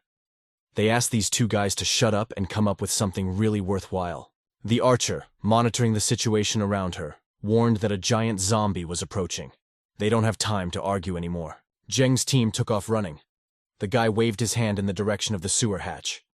This was the only chance. Suddenly, the metal hatch cover jumped and then flew several meters to the side. Someone knocked it out from the inside. A slider was coming out of the hatch. These monsters have bred even in the city's sewers. Zheng ordered everyone to stop. The mutant had not yet fully emerged, but it was already clear that he was larger than his brothers. It was an adult, healthy crawler. It was the size of two average people put together. Peter remembered that Zheng refused to listen to his plan. Now, even if you make someone from the group a bait, you still won't be able to escape from such a mutant. Out of nowhere, the sound of wheels and the noise of an engine were heard, and the guys were blinded by the headlights of a car heading in their direction. Zhang was driving. It turns out that he didn't need driving skills at all. The system helped him and told him what to do and which pedals to press. The car crushed all the zombies and small crawlers in its path. Cores of crystalline energy fell out of them, and the main character already had a sufficient number of cores to upgrade. The guy saw the information about this and reached for the update button, clicking on it. The system transferred him to the first stage of the early stage of awakening and activated a system of new talents and skills. Zhang pressed the steering wheel and pedal, heading straight towards the guys. They all rejoiced and shouted that they were now saved. But the guys were in danger as long as the big creeper was alive. The main player took a bazooka and looked out the window, aiming at the mutant. When the target was aimed, the boy fired and the projectile flew straight at the red monster. There was a strong explosion. The guys from Zheng's group were lucky that none of them were hit by the blast wave. Qian Zhenyu was happy to see Zheng. She seemed to like him. The car stopped and the leader of the group ordered the others to quickly get inside the car, urging them on. At this time, ordinary zombies were crowding in one of the alleys. But among them, there was someone who did not at all resemble the living dead. It was Ellie. She stood calmly in the middle of all the zombies, throwing her bat over her shoulder. Fortunately, her talent as a misfit not only helped avoid disaster, but also helped the girl get mixed up with monsters. She no longer had to worry about gathering supplies. The girl heard someone bark from the side. She turned around and saw a small white wolf cub. The animal was battered, with abrasions and wounds, probably from a fight with the dead. It growled at the sight of Ellie. Meanwhile, Zhang drove Zheng's group to the gym and left them, driving in the other direction. Peter was not very happy with this turn of events. He asked his boss to find out where this madman lives. Zheng shook his head. They invited this eccentric to join them, but he rejected the offer. However, this guy saved them, so don't argue with him. The archer noticed that during the time that they had not seen the eccentric, he seemed to have become stronger and more resilient. When Zhang drove the heavy truck up to the fence that surrounded their house, he saw Fatty wagging his tail cheerfully. He got out of the car and petted the pet. The wolf scared his master to death. Zhang Cheng was worried about his injuries, but Fatty seemed to be doing well. All the battle wounds and scratches he received quickly healed. "Do we have guests, baby?" Ellie asked cheerfully, going out onto a small balcony. The main character got angry when he saw her. But the wolf cub whined. With his whole appearance, he made it clear that this girl saved him and even helped him heal his wounds. Ellie shouted, "Look out!" and jumped down with a samurai sword. The katana stuck into the ground right at Zhang's feet, but he didn't move. The boy calmly took his sword from Ellie and pushed her aside. He was damn glad that he got back what he had lost. The girl with pink hair asked if he didn't turn into a zombie, then why didn't he wait for her? She had been looking for him for a long time. Zhang only replied that she had a strange face, like the face of a dead man. She smiled and bloody veins appeared near her eyes, and her skin became completely pale, like that of a real dead person. Zhang reacted instantly and cut the air with his katana, almost catching Ellie's neck. She was lucky that she managed to dodge. The next second he almost cut off her leg.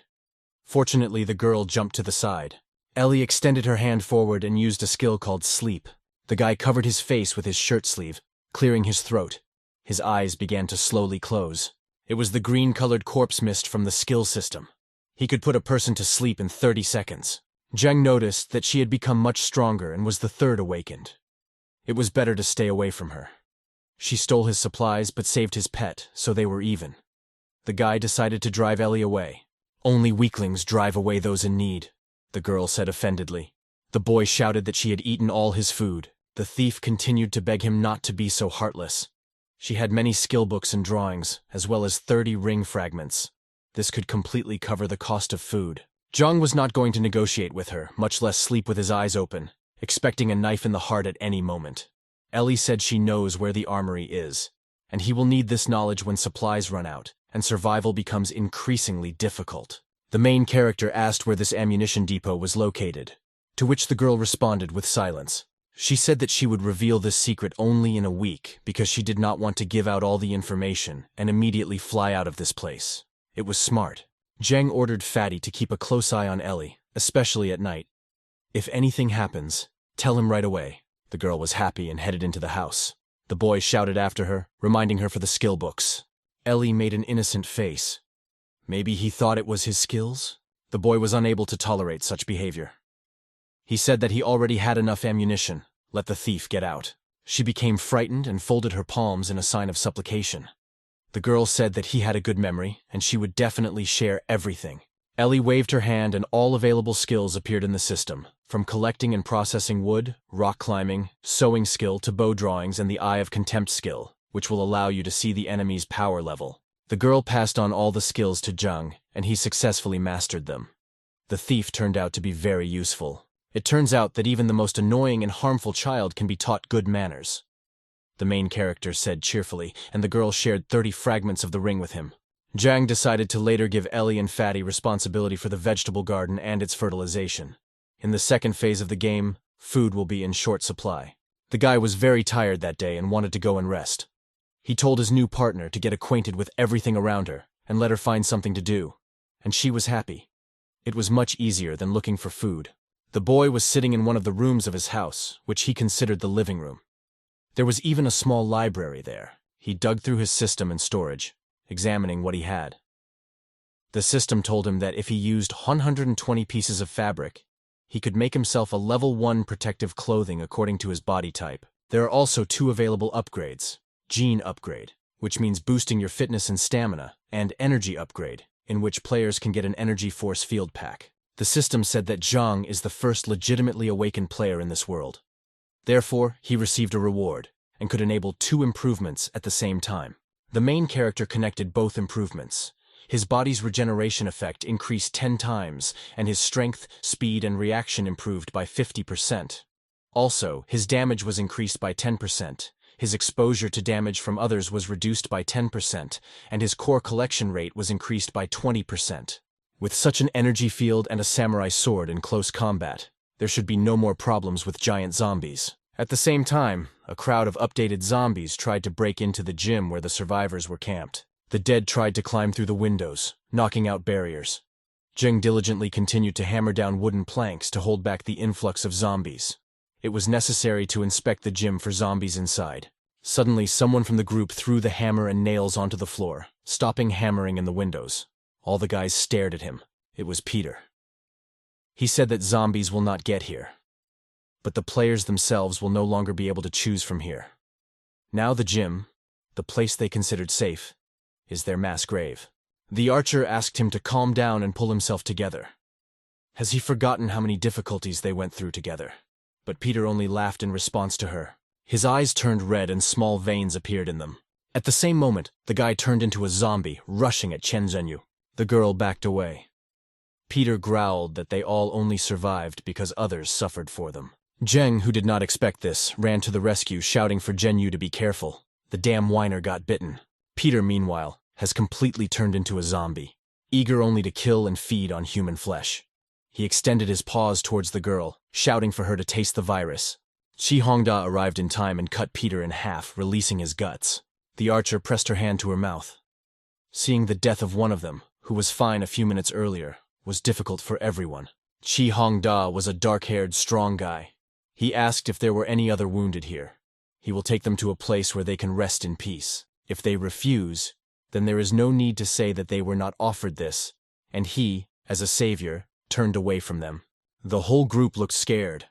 They did not like this action at all. One of the boys was more worried than the others. Large drops of sweat appeared on his face. The boy shook with fear, and the guys who stood next to him became wary.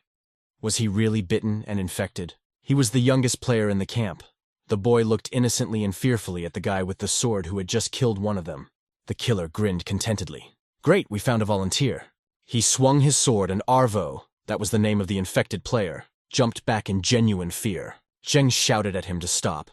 He took out his sword and stepped forward, because the leader had to protect his group. Zhenghao rushed forward to help his friend along with Chen Zhenyu. They swung their swords at the same time and someone's muffled groan was heard. The leader of the camp stopped short when he saw what happened. He didn't have time. Red sparks and splashes of scarlet blood flew off the killer's sword, and Arvo's body was shredded into several pieces. He let out his last dying groan and fell to the floor dead. You shouldn't be so soft in this game, the dark-haired guy growled, wiping the blade of his sword from the blood of the infected. Shen shouted that this was mean and unfair. Qi Hongda vowed to put the doomed soul to rest by doing everything right. Bitter tears welled up in Zhenyu's eyes. This little guy worked long and hard in their camp. He didn't deserve to die like that.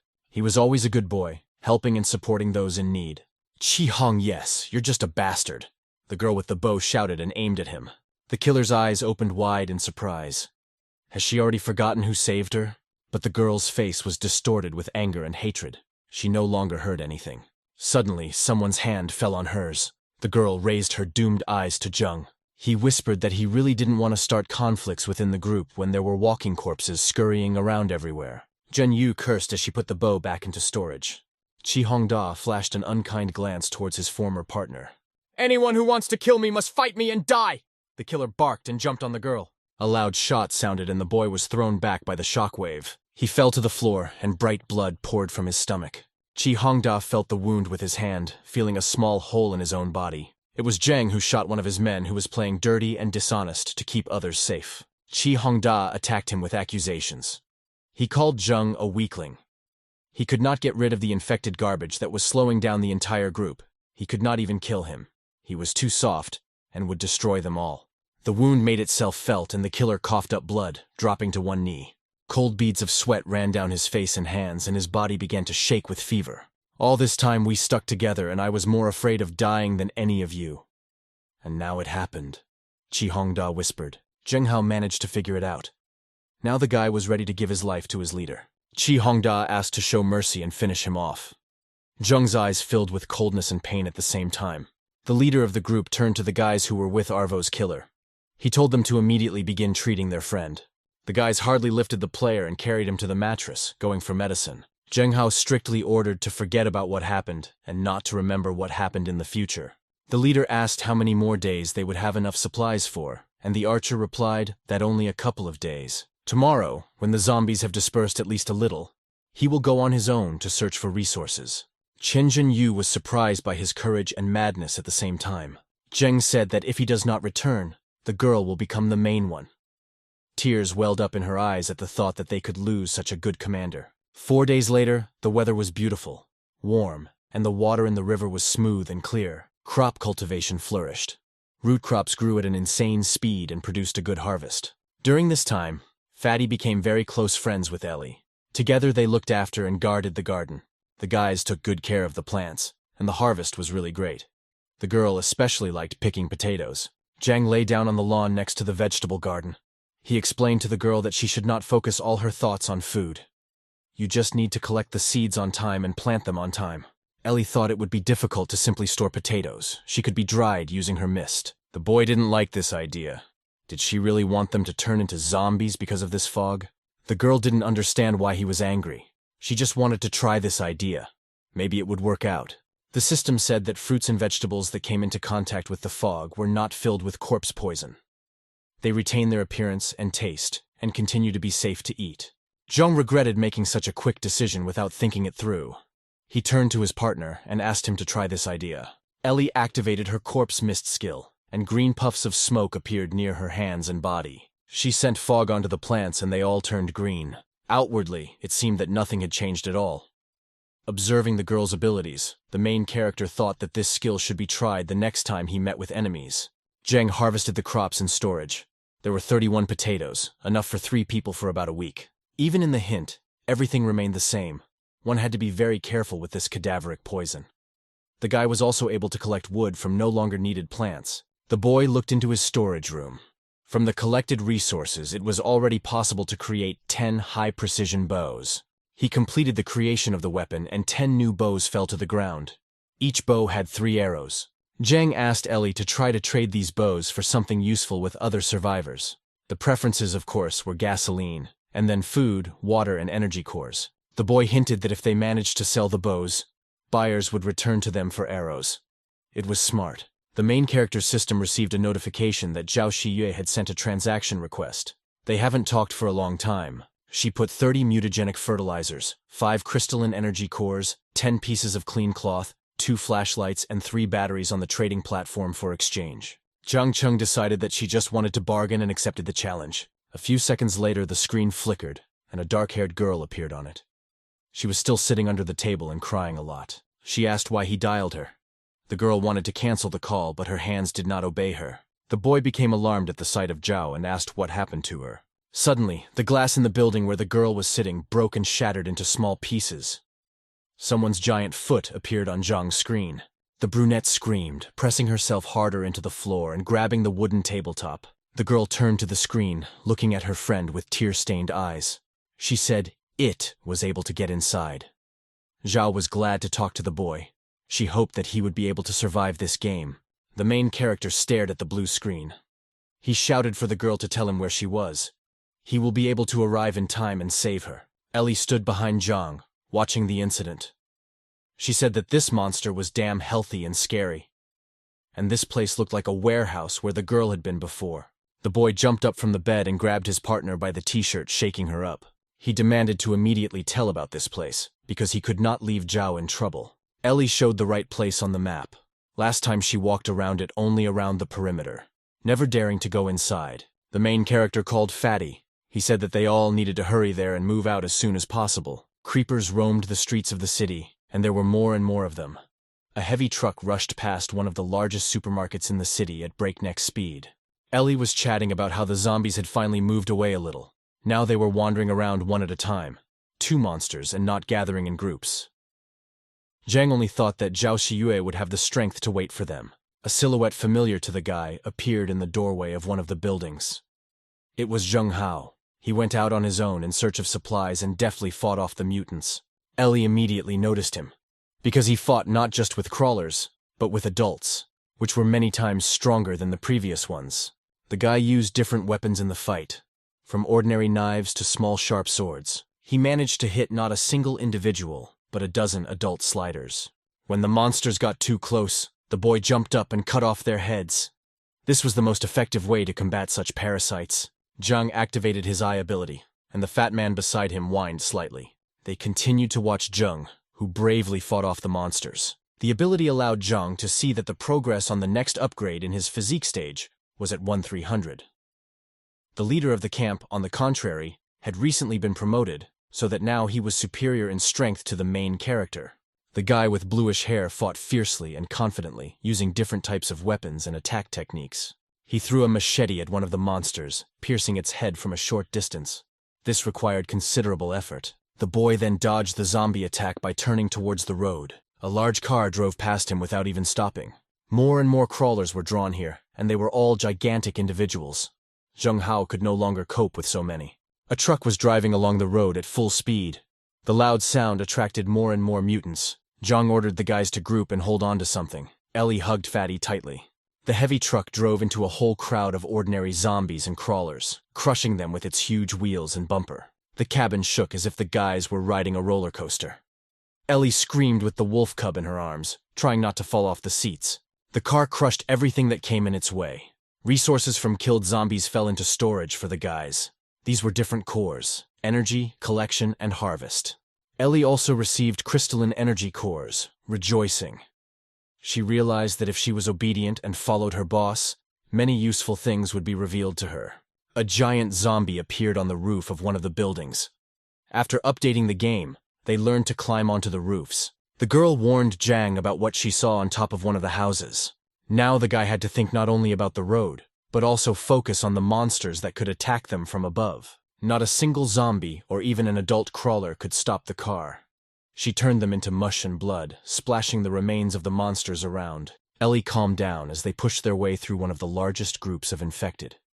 She already thought for a second that such a crowd could slow down the car. But Zhang said it was a beefed-up version of the heavy-duty truck. And ordinary zombies and crawlers cannot stop him, no matter how many there are. Suddenly someone jumped onto the car. A huge silhouette with glowing eyes appeared in the windshield. "Beware!" the main player shouted, sharply slamming on the brakes. The car creaked, and you could hear the wheels cracking, creating friction with the asphalt. The monster in the car was thrown back, and the guys saw in the light of the moon that it was just a big creeper. It was difficult to get rid of these parasites. They always attacked in swarms. Another mutant of the same kind attacked the car from behind, shaking the guys inside. Zhang clenched his teeth and fists tightly. It was necessary to quickly come up with something and get rid of these monsters. We couldn't allow more of them to appear. The boy asked Ellie to take the wheel. He himself prepared to go outside and deal with the crawlers alone. Zhang pushed the door forward and looked out of the cabin. The wolf cub whined from behind. The fat man did not wait for the owner's command and jumped out of the car himself to protect him. Some of the crawlers were intelligent creatures, and they watched, waiting for the right moment to attack their prey. Zhang Cheng took his katana out of storage and climbed onto the roof of the truck. As if right on cue, the crawlers appeared from behind the car and began to climb up to get the boy. There were already at least 3 of them, and it seems more were appearing. Ellie pressed the gas pedal and the truck rushed forward.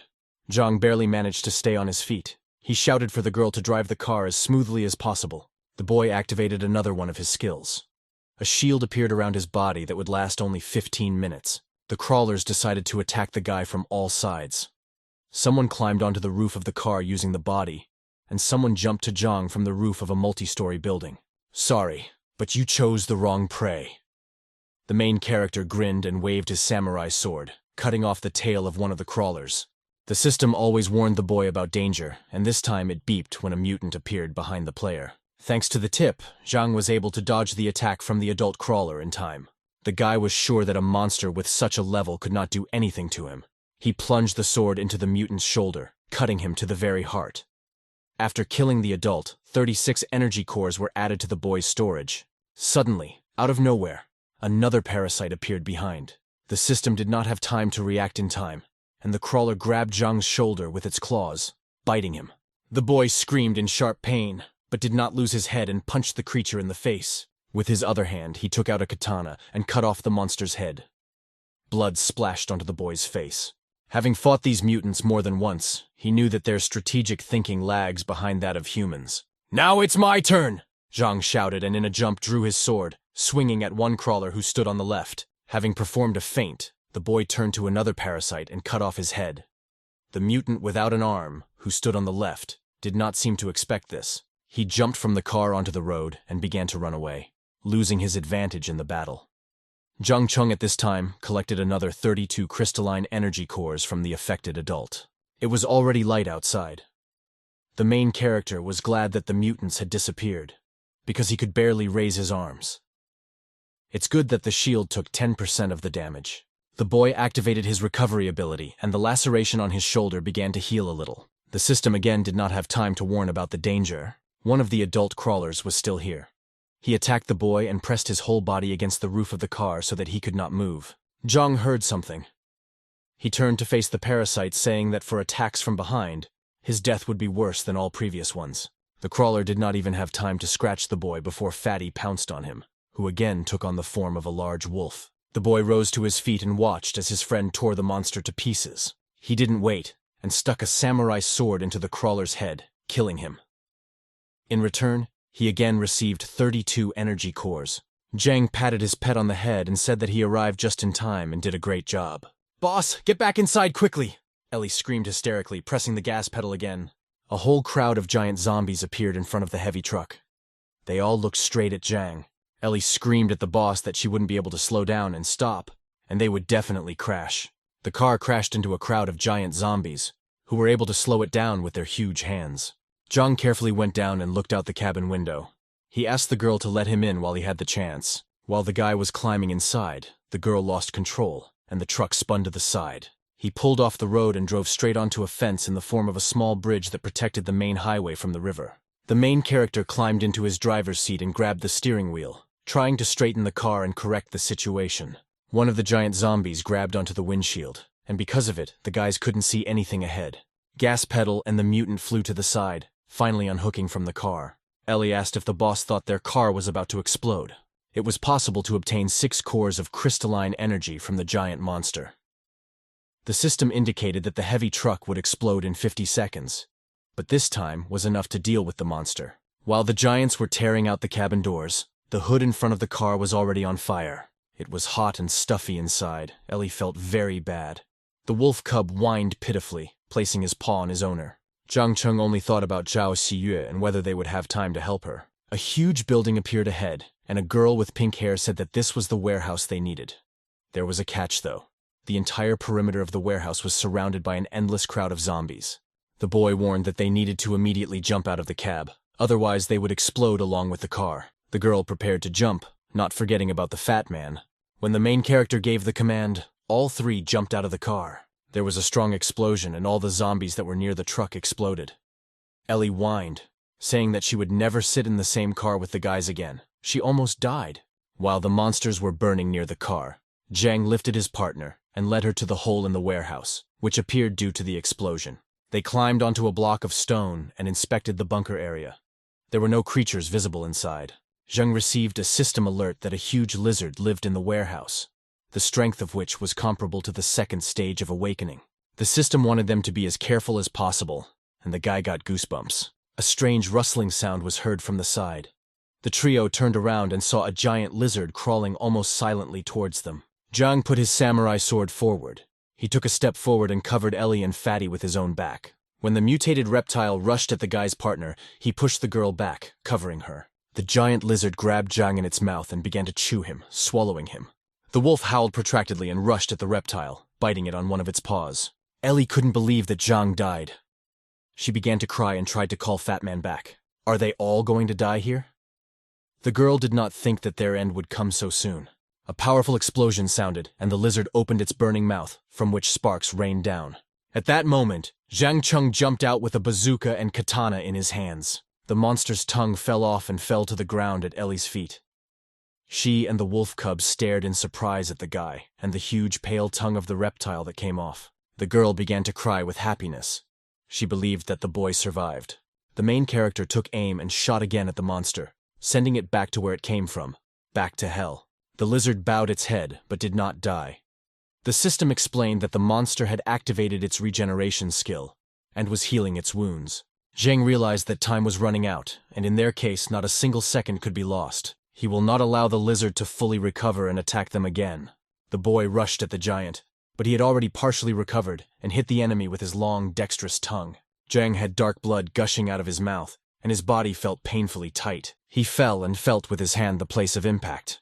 Looks like he broke a few ribs. There was no longer any time to delay.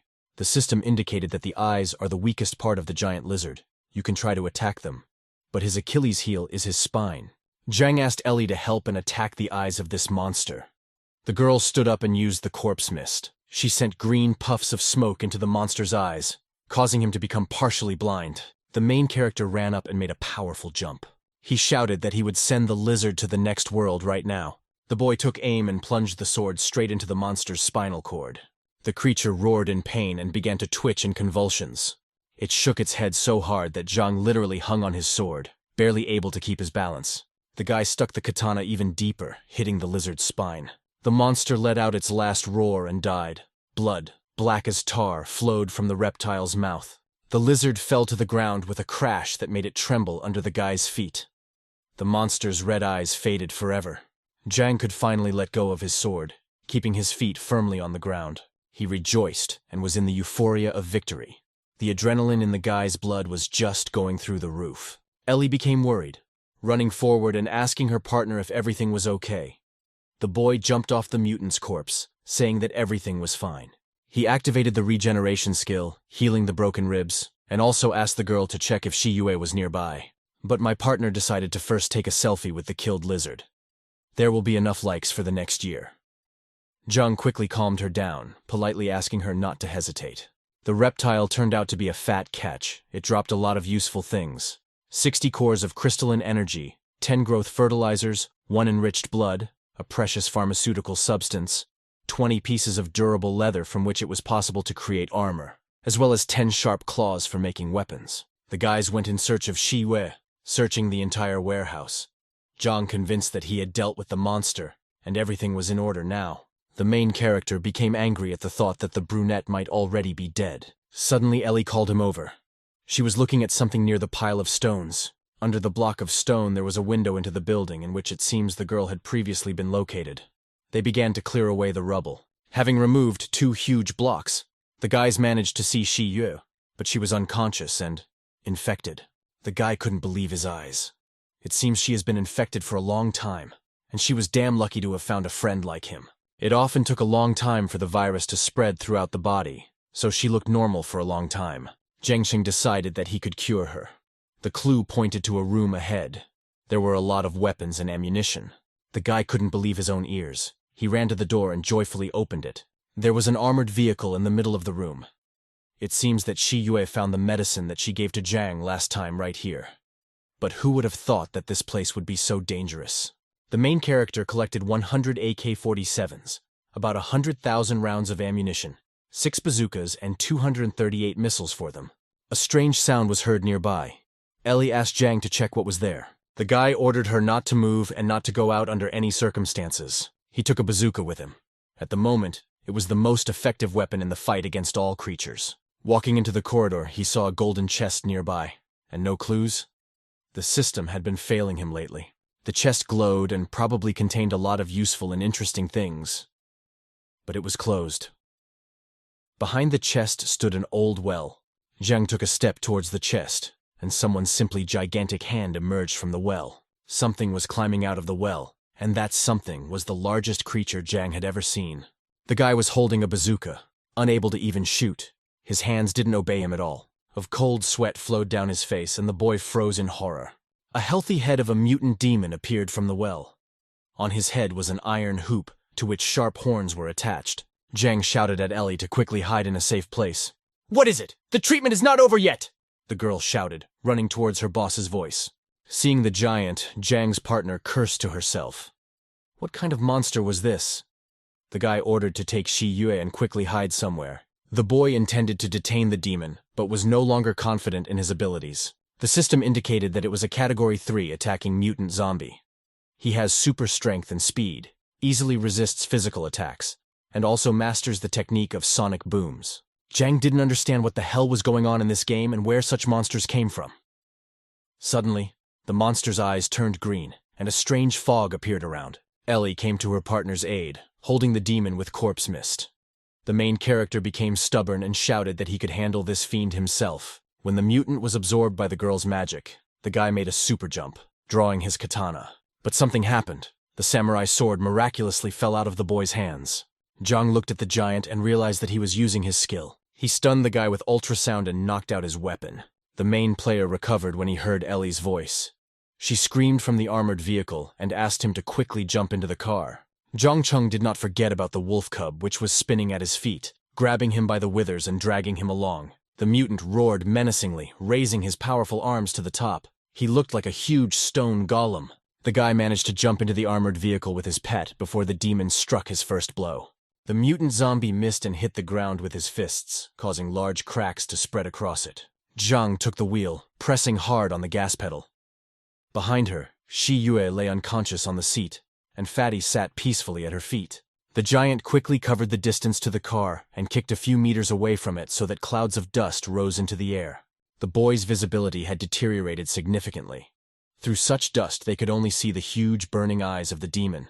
The demon grabbed a huge block of stone that the guys were riding on and wanted to lift it, but they managed to slip through. The armored vehicle managed to drive through the hole through which the team of players got here. Zhang did not understand why there was no clue about his appearance. It seems that his system had suffered a serious glitch. Perhaps the system itself wants him to screw up and die? The armored vehicle drove through the hole and fell down. They fell into some unfamiliar place in the warehouse. The system beeped and began showing the main character clues one by one. She warned him of the danger. The guys fell into a breeding ground for zombie mutants. Here were their eggs and young. The system flashed and pointed to the eggs. Creeper, creeper, zombie, crawler, giant zombie, attacking.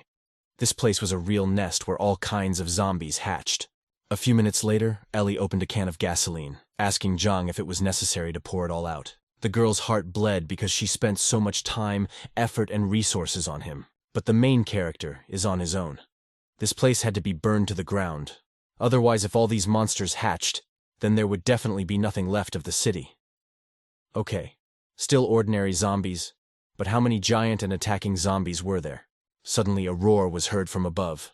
The guys raised their heads and saw a demon who had found them and was already going down. It seems he was the guardian of this place. How did he find them so quickly? Zhang ordered Ellie to get back into the car as soon as possible and be ready. The giant jumped down and everything in this place shook. Some eggs fell down and broke. Ellie started the armored vehicle, making sure that Fatty and Shi Yue were inside. She promised herself that she would never risk her life for her boss again. Zhang was a flea compared to a Category 3 mutant zombie, but that made him much more difficult to catch. He deftly dodged and managed to pour out 2 more cans of gasoline. The main character shouted to Ellie to press the gas pedal all the way and take a detour. Otherwise, if they crash into the giant, they will be finished. The gas in the last canister ran out, and Zhang Cheng threw the empty canister at the monster's face. Then the guy took a bazooka from the storage and aimed at the monster. He laughed and fired. Everything around exploded and caught fire. The armored vehicle managed to pass through the epicenter of the explosion without being injured and captured Zhang. But the rocket did not cause any damage to the demon. He came out from behind the wall of fire as if nothing had happened, and tried to grab the car with a flourish. The boy automatically leaned to the side. It was necessary to quickly figure out how to deal with the golem. At this time, the eggs with zombie embryos burned and burst. This was a good sign. The system notified that exactly 11% of the entire area of the monster nest had been successfully burned. The guy will receive a second-level chest for this. Zhang thought that he had already destroyed at least half of the breeding ground for parasites. But this nest was too huge.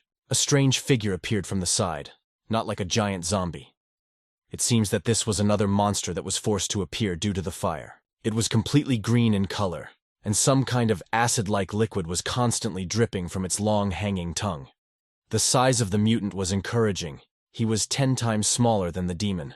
This same creature was called a venom spitter. The system suggested that he was of the 2nd rank, spit corrosive poison, and was an extremely dangerous monster. The monster's acid was able to easily corrode the vehicle's armor.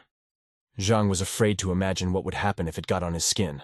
Venom spitters began to emerge from the nest. They surrounded the car and began spitting poison wherever their eyes could see. The armored vehicle began to smoke, and a disgusting smell of poison seeped into it. The main character understood that the car would no longer survive. He pushed Ellie out of the driver's seat and grabbed the steering wheel. It was necessary to get out of this damn place as soon as possible. Zhang stepped on the gas pedal and headed straight for the stone wall ahead. The clue said that there was a way out, and the guy could only trust the system. He turned the steering wheel and drove straight into the wall, punching a large hole in it. When the guys managed to get out of the warehouse, dawn had already arrived. Ellie tightly, and they burst into tears of joy, promising each other never to go to such places again. Ordinary zombies began to crawl out of the hole in the warehouse, but they were no longer so scary for the guys. Suddenly, the entire warehouse collapsed, and various creatures began to crawl out of its ruins. Zombie giants, poison spitters appeared, and even a Category 3 demon himself appeared. They had to be avoided wisely. It was impossible to bring such a crowd of angry mutants directly into the city. The monsters, as soon as they saw the moving car, immediately ran after it. Zhang took full control, feeling that the car would not last that long. The guy and the girl looked out the window, hearing a familiar growl. There was a slide on the roof of one of the outbuildings. This is the only type of zombie that annoyed the guys the most. They were fast, agile, strong, and not so easy to fool or avoid. "Booger, you will never defeat them, I will have to," the boy spoke, transferring the control furrows to the girl. One of the crawling parasites has already jumped onto the car, trying to get into the hole made by the poison-spitting acid. Zhang Cheng took out a sword from the storage and pierced the crawler's head with it. Suddenly, Zhao Shiyu in the back seat screamed loudly, convulsing.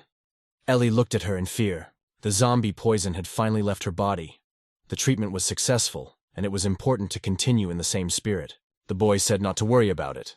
Let Ellie take care of the brunette, and he will take care of the zombie. "Okay, it will be done, boss." The girl nodded and climbed onto the next seat. Zhang climbed out the window and used a machine gun and a revolver, shooting the mutants one by one. Ordinary zombies flew into pieces immediately, but the rest of the creatures required several shots. Useful resources were collected from the corpses, such as energy cores, clean rags, and fertilizers for the garden. Zhang had already collected half the number of crystalline energy cores in order for the system to raise his level to early awakened. It's time to use the bazooka. Several pairs of rockets flew into the crowd of dead people. This weapon was effective not only against ordinary zombies, but also against crawlers and poison spitters. The zombie giant didn't care at all. Zhang fired several rounds directly at his head, but there was not even a scratch left on him. "Come, I'll show you real firepower." The boy addressed the monsters. The system announced that there were only about 100 energy cores left to increase the level of the awakened one. The giant warehouse guard roared and ran towards the armored vehicle. The main character shouted at Ellie to hurry up. They no longer had time to spare. A Category 3 demon almost managed to grab the car several times. The guys were on the verge of death. The boy decided to use the most effective weapon in his arsenal.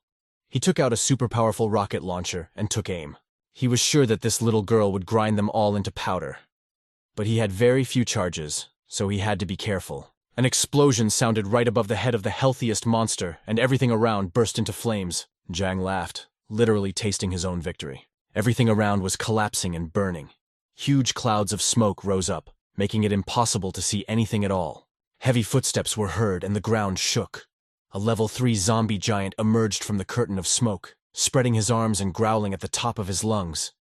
Now he's really angry. There was a small dam near the warehouse. The giant managed to destroy it using very little force. Water rushed in different directions, flooding several neighboring streets. But the armored vehicle managed to avoid the flood and go to a city called Tianyang.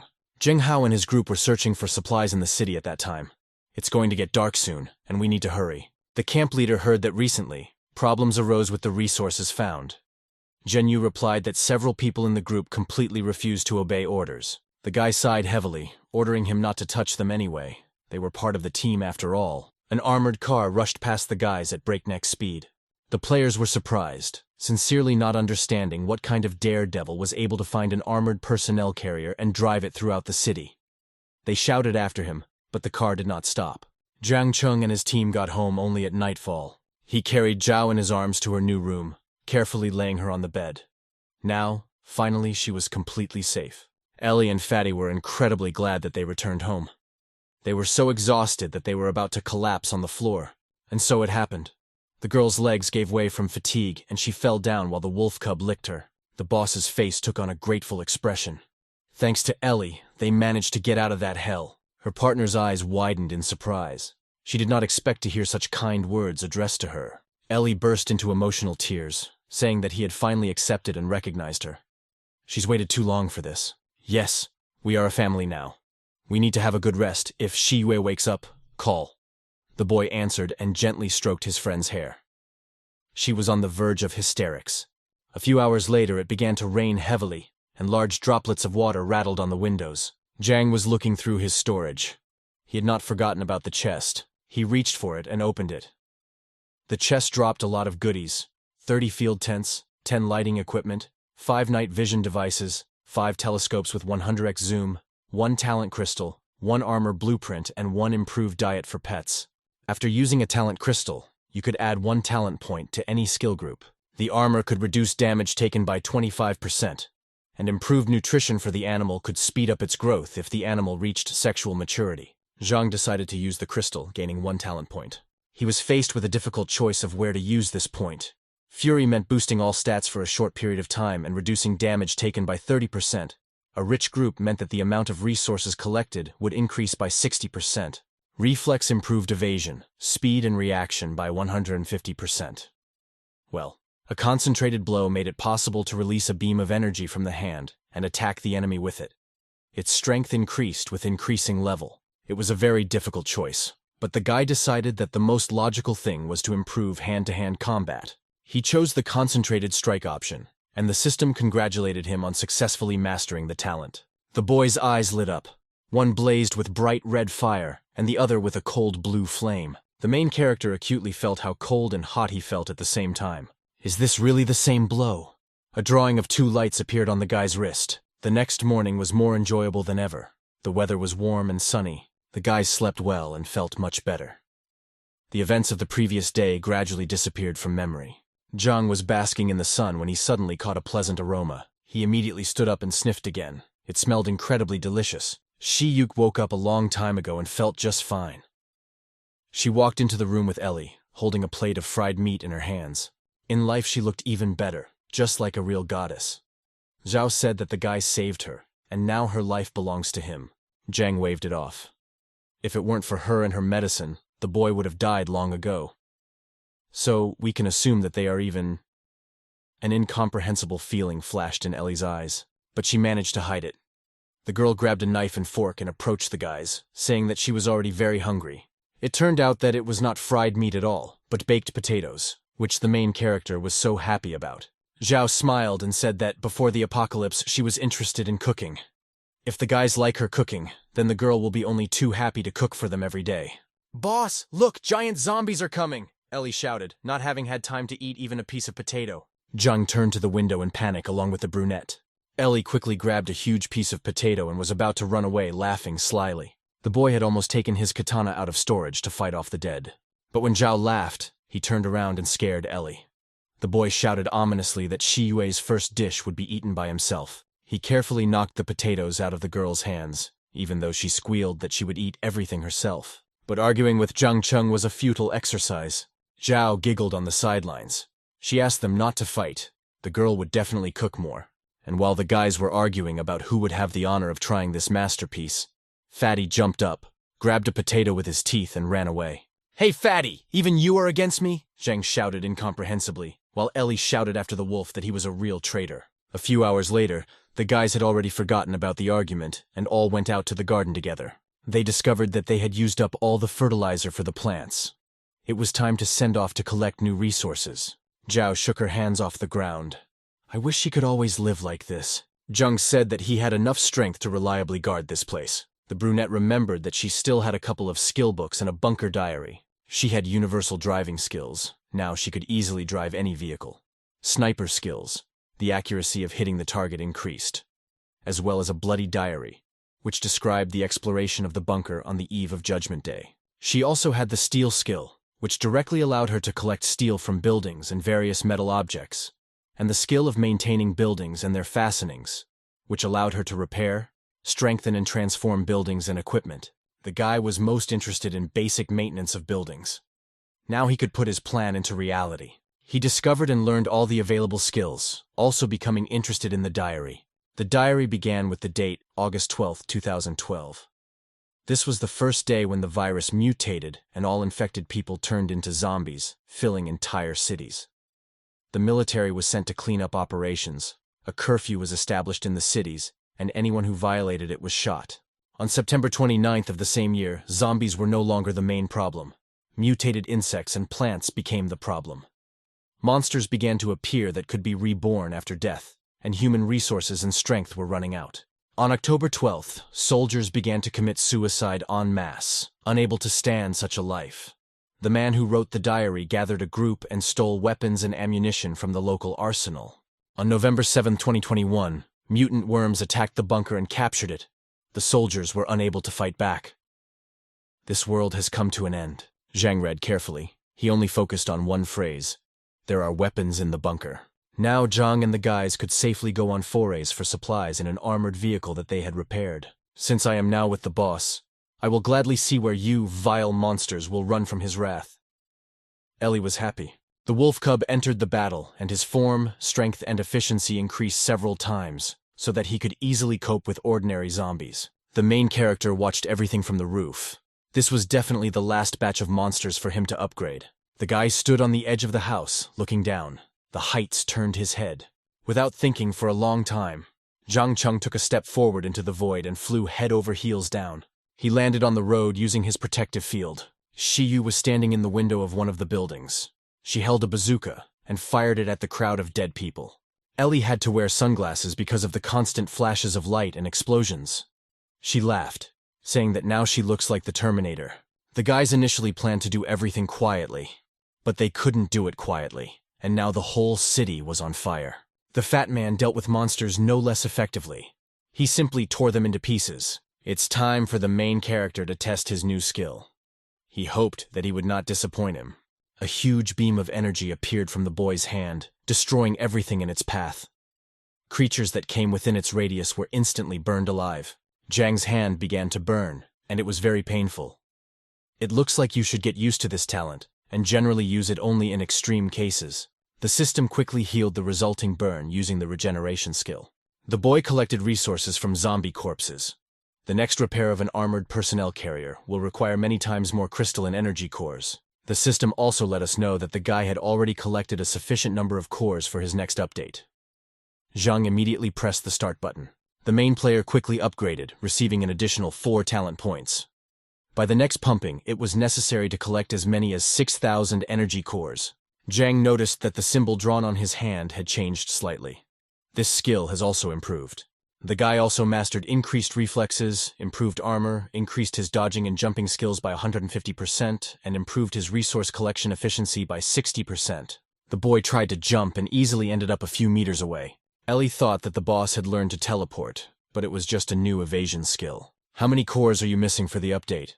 Zhang asked, to which the girl replied simply and succinctly that she didn't even receive update notifications. The guy was very surprised and asked why this was so. But his partner quickly changed the topic. They started talking about the Marauders, and how they had not been seen for a long time. But the main character knew that these guys were dangerous and should be gotten rid of. After the update, the detection range increased, and the boy was able to find them with ease. "You are incredibly strong now, don't hold back," Shiyu shouted cheerfully, looking out of the window. The guys nodded back at her, smiling. They decided to cleanse this city of garbage together. The streets of the city were dominated by crawlers.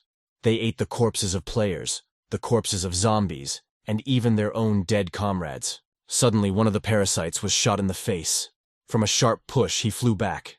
The rest of the mutants pricked up their ears, searching for whoever dared to attack them from behind. A shell flew past the zombies at the speed of light. It exploded directly into the wall ahead, creating a large hole and frightening the crawlers. Not far away, the figure of a boy appeared on the slope.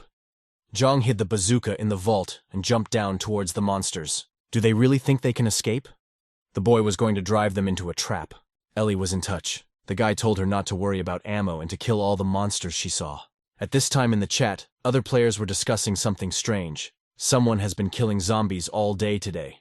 3 people were operating on the streets. A girl, an older girl, and a guy with a sword, as well as some kind of huge animal. Their strength was serious. The players decided to create their own camp. The business district of the city became their territory. They notified everyone that if anyone dared to enter there, he would be finished. Someone got in and said that with the help of their people, they would not leave the camp unturned. Zheng Hao interrupted his comrade, saying that he was the leader of the camp, and they were not going to monopolize other players and their resources. Qi Hongda wanted to take advantage of the fact that there were fewer zombies. This was a great chance to get out and look for supplies. If they don't act together, what's the point of the camp? The leader insisted that the decrease in zombies was only temporary. The guys are not strong enough. This idea is very risky. The others agreed with him. Hongda and a few of his guys were against. They believed that lack of supplies was the biggest risk. Tomorrow, they will lead a team for a sortie and don't care whether Zhang joins them or not. The leader of the group did not understand why the guy was resisting his orders, but he was answered very simply. If Zhang had listened to the opinions of others, they would not have had such strained relations. Qi Hongda gathered his men and decided that today they would occupy that area. The new leader of the small group packed up and left the camp with his men. Zheng Hao remained standing in the center, surrounded by the most devoted. Although the zombies have left for some time, disaster cannot be avoided. From that day on, the first crack appeared in Zheng's group. In Zheng's house, the lights were burning brightly and the cheerful voices of the children sounded. They all ate together at the dinner table. Baked fish and fried meat appeared on the menu. Zhao brought out the last dish for today. It was boiled potatoes on a bed of green vegetables. Ellie sincerely did not understand how the brunette managed to cook so much from one ingredient. "It's all mine. I'll be the first to try," the girl squealed contentedly, completely embarrassing Shi Yue. Zhang asked if she was from a hungry region, and Ellie shared a story about how in a past life she had to go very hungry. It got to the point that the girl ate the roots of trees in the mountains. Zhao carefully wiped her partner's chin. So she was from a poor family. That's why she ended up here. Ellie also said that thanks to the brunette, they managed to sell everything that the guy gave them. They even received gifts because of her pretty face, and now they have about 30 cans of gasoline. The girl changed the topic so quickly because she couldn't tell the guys that she actually came from this world. The main character nodded approvingly.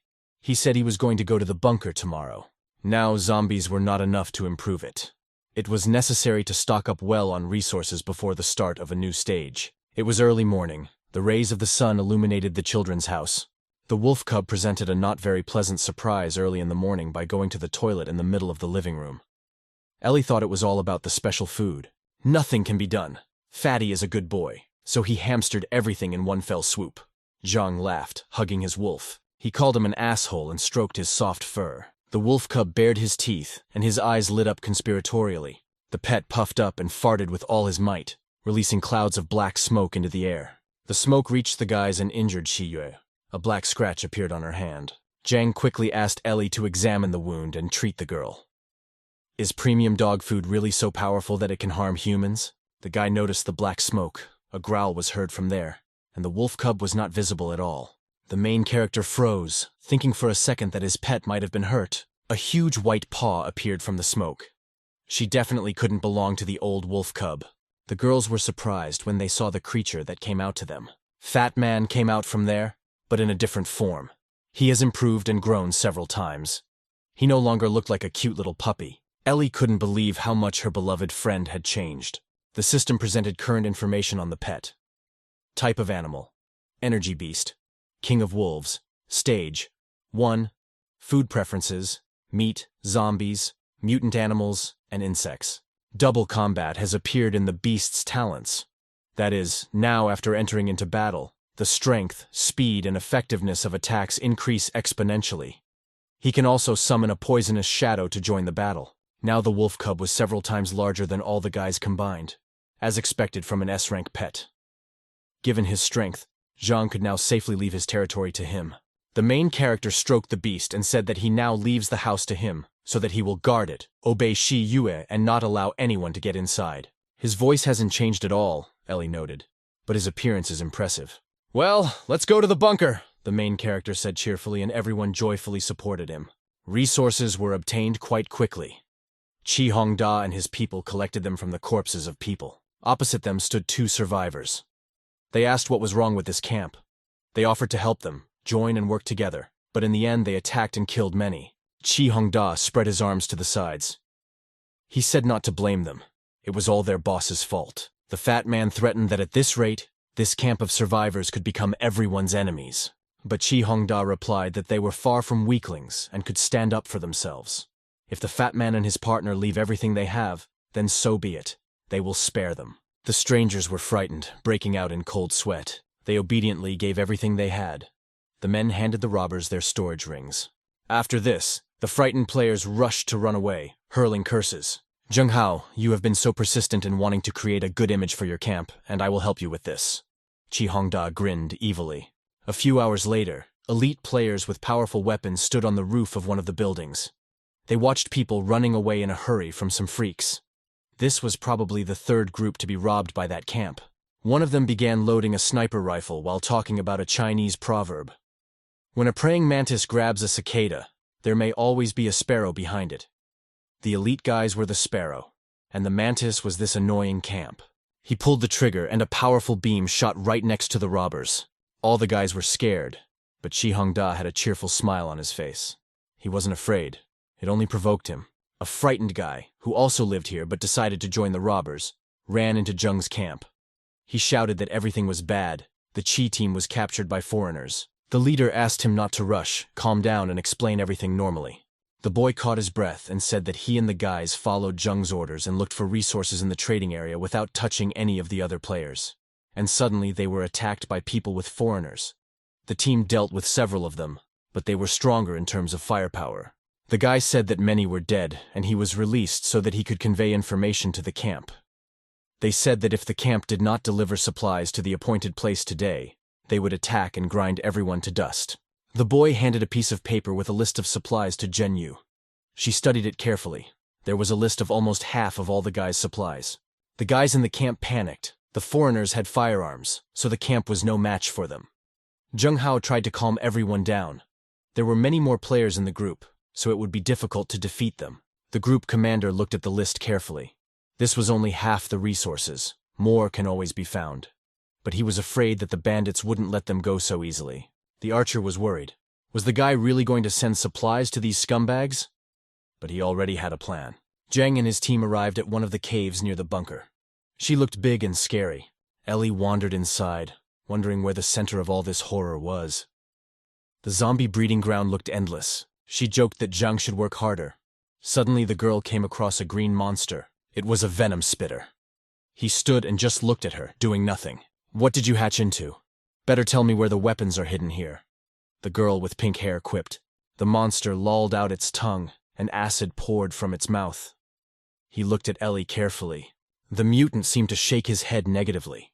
Did he really understand what she was saying? "If you don't know, just get out of the way," Zhang's partner screamed, and the monster walked away. Indeed, he understood her.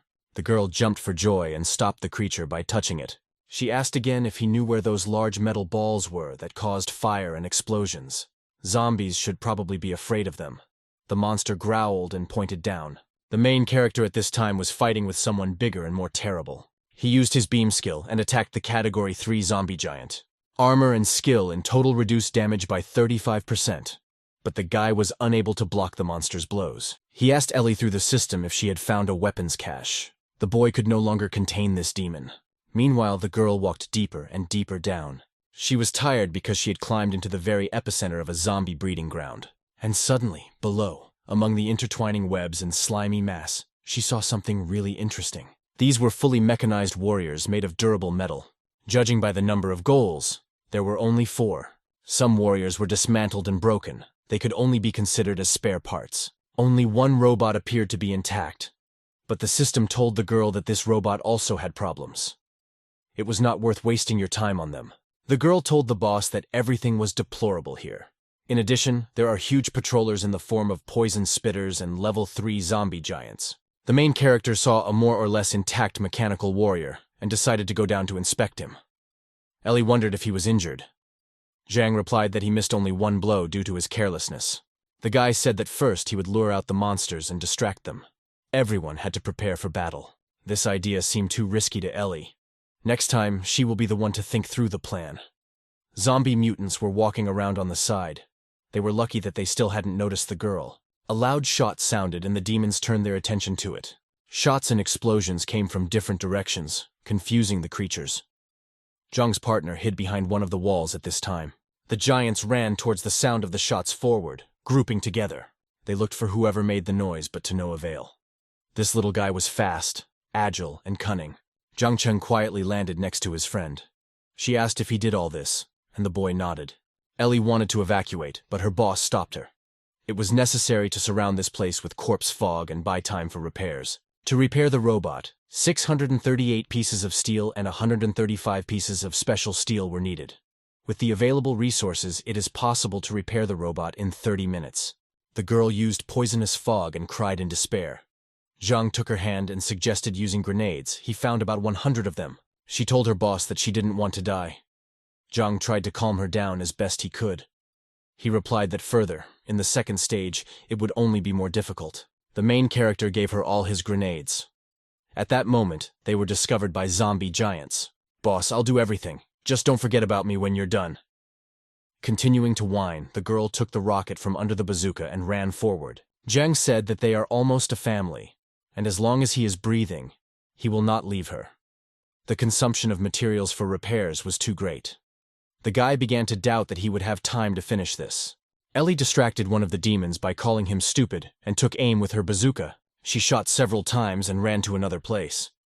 This made it much more difficult to catch her. The monsters chased her all over the territory, trying to grab her with their giant hands. If Ellie can't kill the giants, then she can at least piss them off. The girl smiled and took grenades from the storage room. Every second in the cave, there were sounds of shots, explosions of rockets and grenades. A large group of zombies had already gathered near the entrance. It was a tough battle.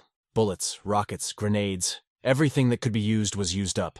Only the corpse fog helped, with the help of which it was possible to restrain the demons. Ellie was completely exhausted. She felt like she was about to collapse to the ground unconscious. There was no news from Zhang. The renovation must not have gone smoothly. The girl's legs gave way, and she sat down, bowing her head tiredly. Her abilities weakened, and the poisonous fog no longer had such an effect on the giants. It was as if they were waking up from sleep. The demons began to emerge from the caves, no longer succumbing to the girl's charms. "You can't call Zhang for help. I shouldn't." Ellie whined, having difficulty staying on her feet. It was necessary to gain just a little more time. At best, she changes jobs and becomes a zombie.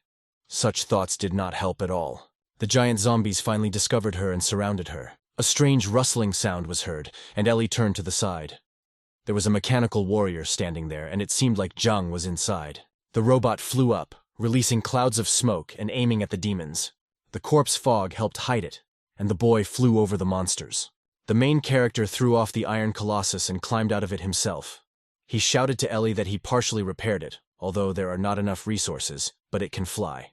"I leave it to you. Fly home as quickly as possible," Zhang Cheng ordered. The boy himself jumped up, almost falling into the hands of one of the giants. Ellie froze in place, as if rooted to the ground, and looked at the robot.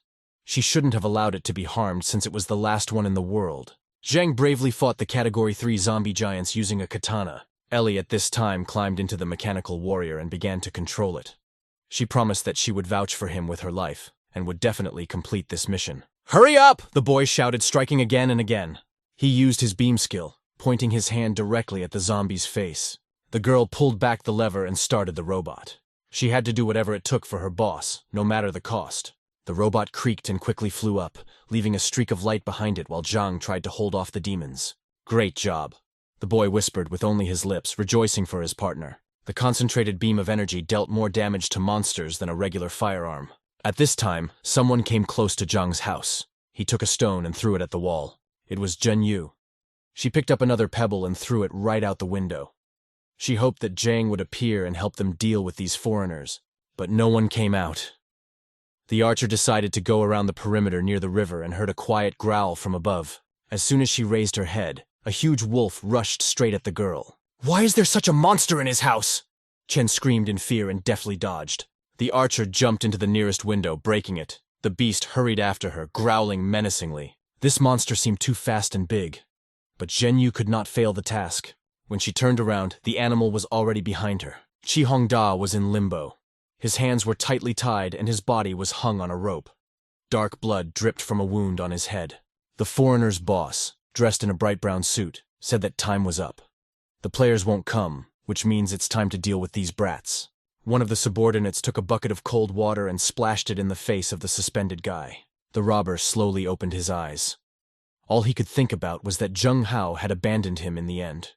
The boy thought until the end that the leader was really kind to him, but he just took advantage of him. "Don't be afraid. Life is a bright flame, and we will just help you kindle it," one of the mafia purred. Everyone laughed loudly, and only then did Qi realize that it wasn't really water. It smelled strange. It was gasoline. Suddenly, something was heard from behind. The foreigners turned around and saw the one they had been waiting for so long. It was Zheng Hao. Qi Hongda was right. The camp leader was too kind to him to abandon him in trouble. The figure of a guy with bluish hair was approaching and the bandits panicked. They didn't understand where their guard had gone and why he didn't stop the boy. One of the boss's pawns turned on video surveillance on his phone, but did not see any movement there. Were all the guards killed? Zheng took out a storage ring from his pocket and threw it to the mafia boss. "Here's what you asked for. Now free my man," the boy ordered coldly, not taking his eyes off the foreigners. A man in a brown suit jumped out of his chair and pointed a gun at the stranger. Did this guy even understand the meaning of the words, business negotiations? The survivor commander clenched his fists tightly. He was ready for any outcome. The chief foreigner smiled evilly and said that he had upset him, but he would accept the supplies. So is the life of a camp leader. They say that Europeans are good at doing business, but it seems that this is just a fairy tale, Zheng answered him. Instead of complying with the terms of the contract, the bandits preferred to conduct dialogue from a position of strength. The boy nodded and lifted his t-shirt. The boy's body was wrapped in explosives. This was a direct threat to the entire mafia. If they decide to take his life, then Zheng will take the lives of all foreigners with him. The blonde boss ordered Qi to be released. Zheng Hao helped untie his friend and hugged him, helping him walk. Both boys headed towards the exit, and the bandits threw evil glances after them. They couldn't shoot them, otherwise the place would turn to dust. But the foreign boss decided to do things differently. He ordered several people to be sent after the boys. They had to be finished off. Qi Hongda was almost unable to walk. Zheng had to take it entirely on himself and carry it. The robber asked not to run so fast. They had already left the foreigners. His whole body hurt terribly. "Hush, the explosives on me are not real," the group leader interrupted him. Qi was immediately scared and furious at the same time. The boy continued to play with his life. "We'll have to use Plan B." Zheng hoped that his guys had everything prepared. Suddenly, one of the mafia thugs blocked their way. "Where are you going in such a hurry?" he asked, being armed to the teeth. The bandit smiled and said that their boss asked him to convey something. Qi Hongda looked annoyed. He again thought that Zheng should have listened to his advice. Now they had lost again. But the guy replied that he could not allow all his men to risk their lives because of Qi. "Now what about the rest? It's all over, and you came here just to be a hero." The guy on Zheng Hao's back was angry. The bandit asked why the boys were fighting. "It seems they are not on the best terms." He offered to leave them the explosives, and then he would let them go. The ground shook under everyone's feet. A huge beast landed near the bandit. "What the fuck? What kind of monster is this?" The foreigner squealed, preparing for battle. The bald man laughed right in the beast's face. "And that was all their help?" The wolf cub growled and sparks of flame flew from his eyes.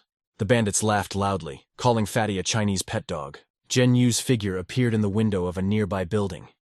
She screamed at the boys to get out of there. Zheng Hao had a gut feeling that something was wrong here. He took out a single smoke bomb from his storage and threw it forward. She hissed and released clouds of thick and impenetrable smoke, covering the players. The foreigners shouted to each other to catch these degenerates. It was impossible to miss them. The wolf cub ran towards one of the men in the suit, releasing a poisonous black shadow forward. The shadow was a copy of the beast. It attacked the foreigner, causing him severe damage. By that time, Zhang's pet had already arrived, biting the enemy in half. An hour has already passed. The mafia boss sat and thought how his guys couldn't catch up with the wounded cripple. They're just a bunch of trash. Suddenly a wolf appeared in the corridor. He held the sniper rifle of one of them in his teeth. They immediately realized that it was Jack's weapon. "It's someone's battle pet! Shoot it!" The blonde boss shouted and started firing from a pistol. The bullets scattered in all directions, but not one of them hit the wolf. The beast mutated and became twice as large and more aggressive, attacking the foreigners. The fat man jumped into the center of the bandits, and cracks appeared in the ground from the impact of his massive paws. The animal used all its power and skills to deal with its enemies. The mafia boss made the best decision. He decided to escape while he still could. Fatty added another of his talents to the battle, summoning dark shadows. They seemed to take on a living form and began to attack enemies.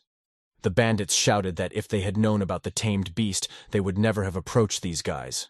Night fell, and the foreigners were finished forever. Qi Hongda thanked his friends for their help and said that he could go on his own. He admitted that he did all these terrible things for everyone's safety, and the guys supported him, except Zhen Yu. The girl wanted to rush at the guy and strangle him with her own hands. "Shameless asshole, we wish we hadn't saved you." The archer couldn't resist. Qi only clenched his teeth angrily, but did not answer. Zheng Hao is mistaken if he thinks he can hold him back with his kindness. Very soon, Qi will be increased, and he will deal with absolutely everyone. A few days later, an armored car was driving around the city. There were soldiers inside it. They were all dressed in the same military uniform and armed with machine guns. In front of the armored vehicle was a large truck, also filled with foreign military personnel. A bald man commanded everyone. He ordered the military to get out of their cars and kill everyone in this city. This is revenge for his brother, the mafia boss. They decided to place resource boxes throughout the area to attract more players. The soldiers were ordered to prepare for an ambush. One of their enemies had a battle pet. They ordered to take the wolf alive. Qi Hongda lay calmly and quietly on the ground, hiding behind the bushes. He watched the military landing in the city. With so many foreign mercenaries in the city, they are definitely doomed.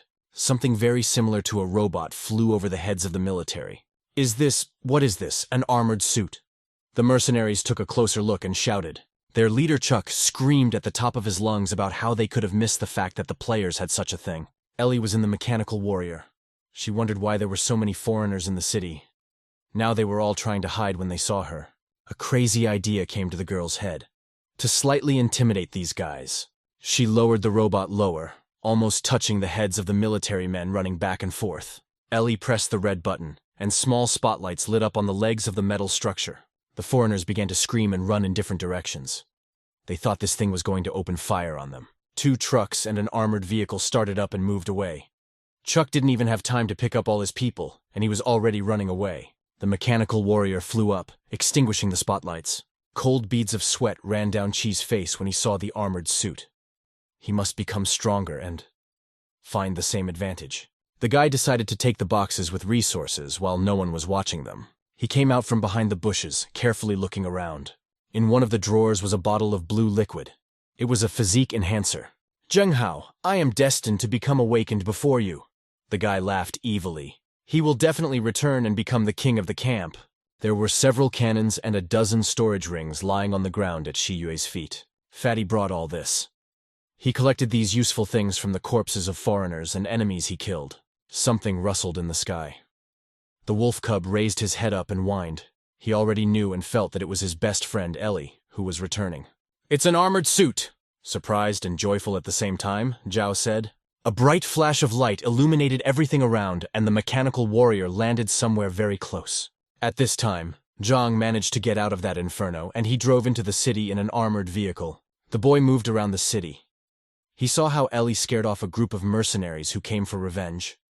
It turns out they saved the whole city. But there was no need to rejoice. The military could return at any moment. He called the girls and they discussed what to do now. Ellie suggested evacuating the entire city. Foreigners have a lot of people and weapons. They cannot be overcome by force. But Zhang couldn't give up so easily. He said that we need to set up an ambush on the way to the city. If someone pokes his head in, they will open fire on them. Zhao objected. The guy needed to recover and heal his wounds. He should not defend the entire city alone. But the main character replied that he had a plan and a way to deal with the bandits forever. "You may begin to tremble with fear." Zhang Cheng laughed loudly. A few hours later, the foreigners returned. Now there were several more trucks. Luckily, the girls made it on time. They took with them all the necessary weapons. If they open fire now, and if luck is on their side, they will be able to destroy all the soldiers. Zhao pressed launch, and one of the missiles flew straight into the truck. There was a strong explosion, and the car caught fire. Now there was no time to hesitate, because the foreigners knew that they were under attack. The brunette prepared the next projectile. The next thing to explode was an armored vehicle that was about to leave. Thick smoke came out of the armored tank, and the people inside screamed. The tank turned its muzzle right at the girls, and Ellie realized that they were going to shoot. She grabbed Shi Yue's hand and pulled her along. The brunette hesitated, not understanding why the transport remained completely unharmed. The armored vehicle fired, and the shell landed on the 3rd floor of the building, while the girls were hiding on the 4th. Ellie and Shi Yue stood up and began to run away. It was hot and stuffy around them. The floor below them was on fire. Suddenly, a shell landed right next to them. The window they were near shattered, and one of the girls seemed to be injured. The hatch in the tank opened, and Chuck half crawled out. He raised the megaphone to his mouth and spoke. He suggested that the girls give him that armored suit, and then he would leave them alive. Shameless. So armor is their true goal. Ellie cleared her throat, hiding under the table in the office building. Zhao was covered in scratches from glass shards that scattered everywhere. She understood that she could not allow foreigners to have their way. The fat man was guarding the intersection.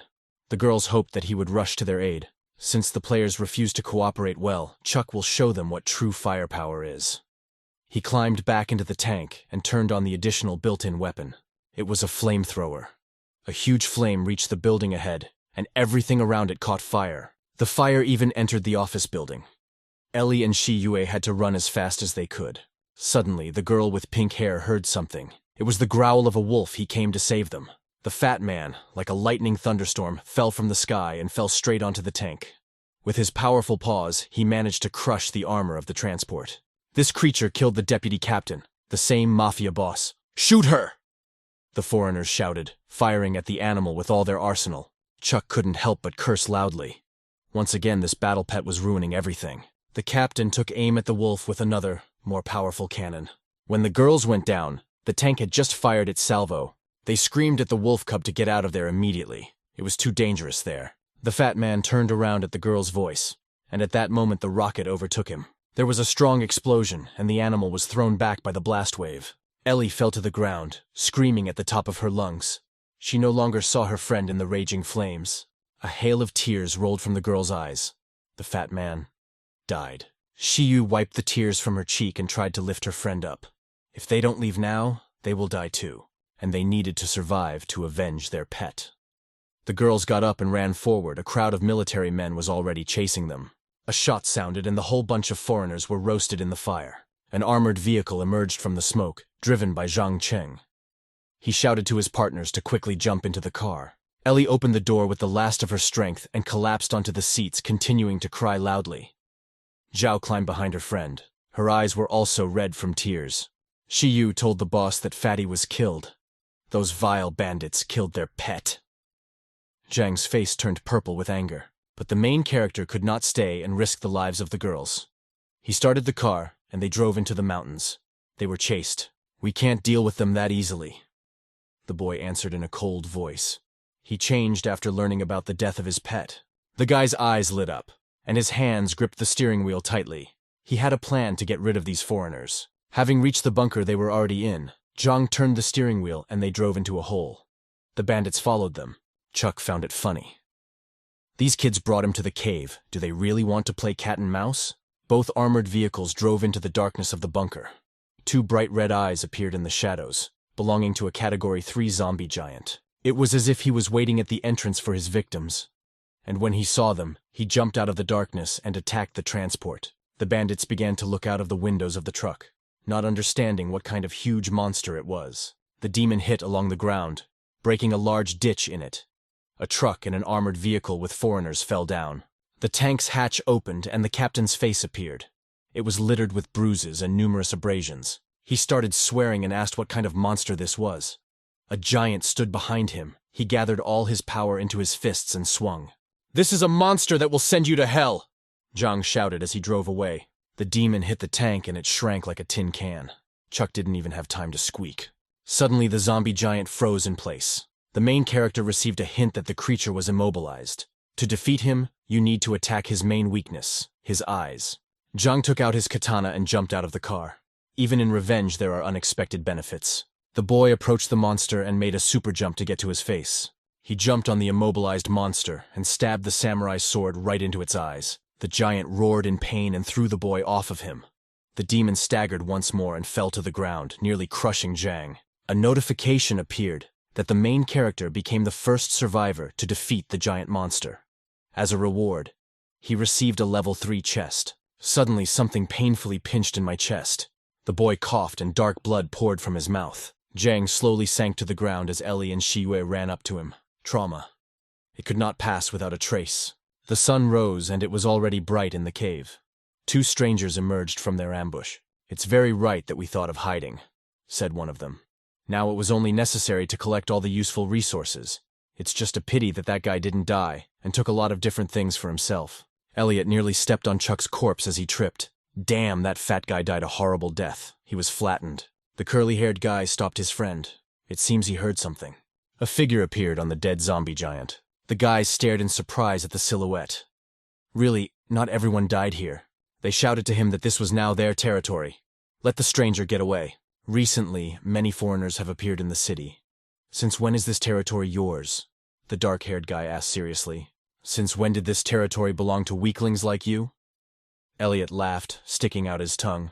The guy only had one look at these two. Their heads caught fire and exploded, and their bodies fell lifeless. It was Zhao Luchuan, the captain of the Wolf Fang survivor camp. If someone else invades their territory, they will not have a chance to escape with their tails between their legs. The guy contacted his communication partner, asking if she had found the same guy who killed the giant. The girl replied that she looked all over the surrounding area but did not find him. The guy must have run away. Her name was Zhang Cheng and she was the best sniper in the camp. She practically admired Zhang for managing to escape with such serious injury. The survivors of the camp gathered together and got into armored personnel carriers. If that guy hasn't died yet, then he's probably somewhere nearby. And before the wave of zombies gets here, they must find him.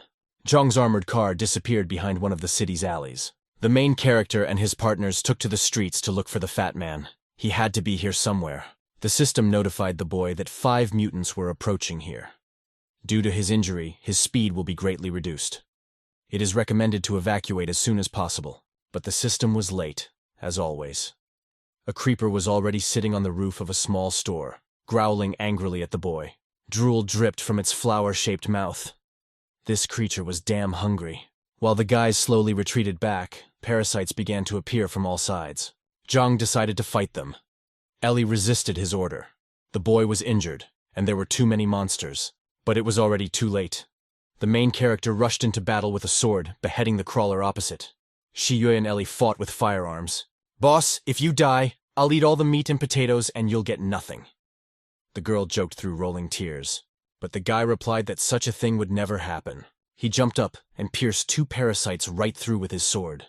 Turning around, the boy threw his katana, and it cut off the mutant's head like a razor. The ground shook, and Zhang turned around, seeing a giant paw first. The protagonist's face froze from the tension hanging in the air. In front of him stood a huge animal that resembled a wolf. His face was burnt and his skin had fresh wounds. The wolf growled and his eyes glowed blood red.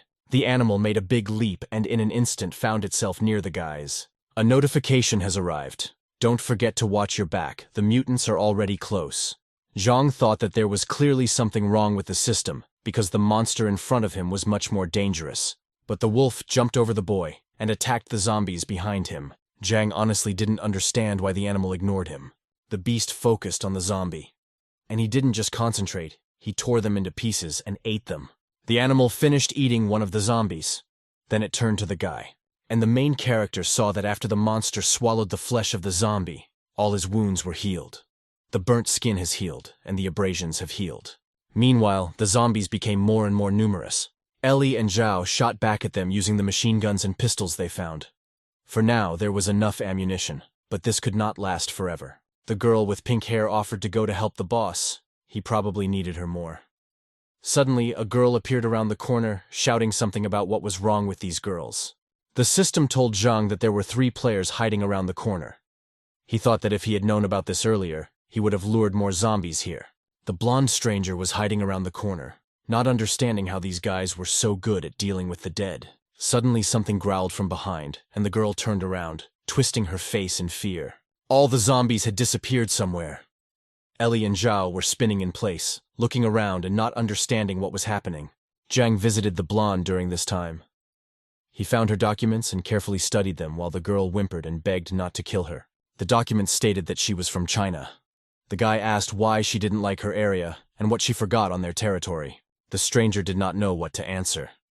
She cried even more when Shiyue and Ellie found them. The girls immediately began asking what was happening here and what was moving in his hands. The boy cheerfully opened the backpack he was holding. A small dark puppy looked out from there. The puppy whined and the girls groaned. That voice, could it be Fat Man? Zhang nodded and said that he used to have injuries that healed as soon as he feasted on zombies. The guys rushed over and all began to squeeze the puppy. The girls cried and said that they were so glad to see him and would love their pet no matter what he turned into. Zhang liked the atmosphere and didn't want to ruin it, but suddenly he turned around and saw their stranger trying to escape. The guy stopped her by stabbing his samurai sword into the ground right in front of the blonde's nose. The girl's name was Xiaomei and she was Chinese. The Japanese caught her and held her by force. She said that Zhang is her savior. He can take her and do whatever he wants with her. Now, he is her master. The Chinese woman hugged his leg and pressed her. She would do anything for him. Zhang blushed with shame while Ellie and Shi Yue frowned, standing behind him. They didn't understand what was wrong with this woman. The main character said that he would take Xiao with him only if she proved her loyalty, and the blonde happily agreed to this. She nodded her head and replied that she would do whatever he asked. The girl's chest pressed against Zhang Cheng's hand and he turned red as a tomato. My thoughts became completely foggy. The guy carefully pushed the stranger away with the hilt of his sword. He ordered that his storage ring be given to him. Should have been careful around strangers. At this time, the girls went out into the next alley. There was no joy on their faces at all. They didn't like this new woman at all. Zhang almost choked when he looked at the things Xiao had. She kept some cute women's accessories, clothes, and also very strange vibrating balls and toys of incomprehensible shape. The main player thought that he had never seen such a useless ring. Or is this some super new and fashionable equipment? Xiaomi said that she was ready to give everything she had for the boy. And while she continued to flirt with him, Ellie called the boss. They found weapons, ammunition, and food. That is, basic necessities. But Ellie had one question on her mind that worried her greatly. She opened the blonde's vault and took it out. "What is this unknown vibrating object?" the girl said cheerfully, waving a sex toy in the air. A few minutes later, all the unidentified vibrating objects were thrown out, and the guys went home. On the way, Zhao turned to a friend. Something was noticeably bothering her. It seemed to her that they had not fully figured out this stranger. Despite the very useless and unusual things in her storage, there were also provisions that would be enough for several people. But Zhang didn't worry about it, because he had already thought of everything. The boy tried to calm his partner by placing his palm on her arm. Judging by the tactics of attracting the creatures, Xiao took supplies from other players, or from their corpses. But Zhao no longer listened to the guy. She was extremely embarrassed by the awkward touch. The main character turned to the blonde, and she winked at him. But the boy knew that she was lying to him. She was definitely from Japan, and she should have used it to catch bigger fish. "Boss, no matter how beautiful she is, you have to keep your eyes on the road." Ellie squealed and turned his head back. Shang reluctantly turned around and shouted. The car left the road and headed straight towards the fence of the bridge from the river. The guys inside shook as if they were riding a roller coaster. The boy squeezed into the steering wheel, trying to steer the situation. But it was all to no avail. The armored vehicle skidded and crashed into a metal fence, breaking it. The boy managed to stop the car in the last seconds. Otherwise, they would all have gone underwater. He jumped out of the car to check the situation. Strange sparks and cracks appeared around, as if the guys were in a ball that was about to burst. The system notified that they were outside the permissible border area. They need to return to shelter immediately. Some shells began to fall en masse to the ground, exploding. It was as if small meteorites were falling from the sky and punishing the guys for it. That they left their zone. Zhang Cheng shouted to his girls to stay in the car. Now it was safer there than outside. "Ha! I see 2 more hiding there!" The sniper of the Wolf Fang survivor camp shouted cheerfully. The main character hid behind an armored car when he heard someone walking ahead. A dark silhouette appeared on the bridge. There was no warning about the danger. What the hell did this man need? It was Zhao Luchuan, captain of the Wolf Fang camp. He said that Zhang had found the same ammunition depot, and now they needed to talk about it. "Did you do this to talk to me? Do you know that I was almost seriously injured?" The boy answered coldly. He didn't like the stranger. Ellie advised Zhang not to even show himself and not to compromise with this guy. He probably wants to kill them and rob them. Zhao covered her mouth with her hand when she saw the guy on the bridge. It was him. She definitely couldn't confuse. The girl immediately jumped out of the car, despite all the objections of her friends. Lu Chuan's heart sank when he saw the brunette. Zhang rushed forward to stop his partner but did not have time. At this time, a red-haired sniper ran along the top of the bridge. Zhang Chen jumped off the bridge and landed right between the guys. Zhang saw her and pulled out a samurai sword, preparing for battle. "Wait, we don't have to fight," the red-haired woman said, putting away her weapon. She threw the sniper rifle on the ground and said that she had come to apologize. "What's going on here?" Zhang Cheng thought. He didn't understand anything until Zhao responded. The brunette explained that Lu Chuan was her brother. The protagonist's surprise knew no bounds. Chen was happy, standing behind. The guy introduced himself and called himself the captain of a survivor camp that was nearby. Soon, everyone sat in a circle near the armored personnel carrier. Zhang still did not understand why it was necessary to attack. Zhao Sr. replied that the boy single-handedly killed the giant and robbed the warehouse. All precautions had to be taken against such a person. The main character asked what the guys would have done if the captain's sister had not been here. The leader of the Wolf Fang camp replied that he would first find out more about it. Lately there were too many foreigners. It was impossible to trust everyone. If they established that Zhang Cheng was not their enemy, they would try to convince him to join the camp. They needed guys like him to protect the city. According to the investigation of the camp, a huge crowd of zombies numbering 100,000 dead poured into the city. And if they manage to get to the city, then all living things will end. When faced with such a gigantic wave of corpses, all the people of China needed to unite. This was the reason why Zhao the Elder continued to recruit people into his camp, as well as search for resources and weapons. The guy said they set up a military base in the south of the city. It is there that most of the surviving people are transferred. The leader of the military base invited Zhang to come with them. And the boy really thought about the fact that this place seemed to be the most reliable of all that he had seen. The main character thought for a long time, but finally he made a decision and answered that he would not go with the guys.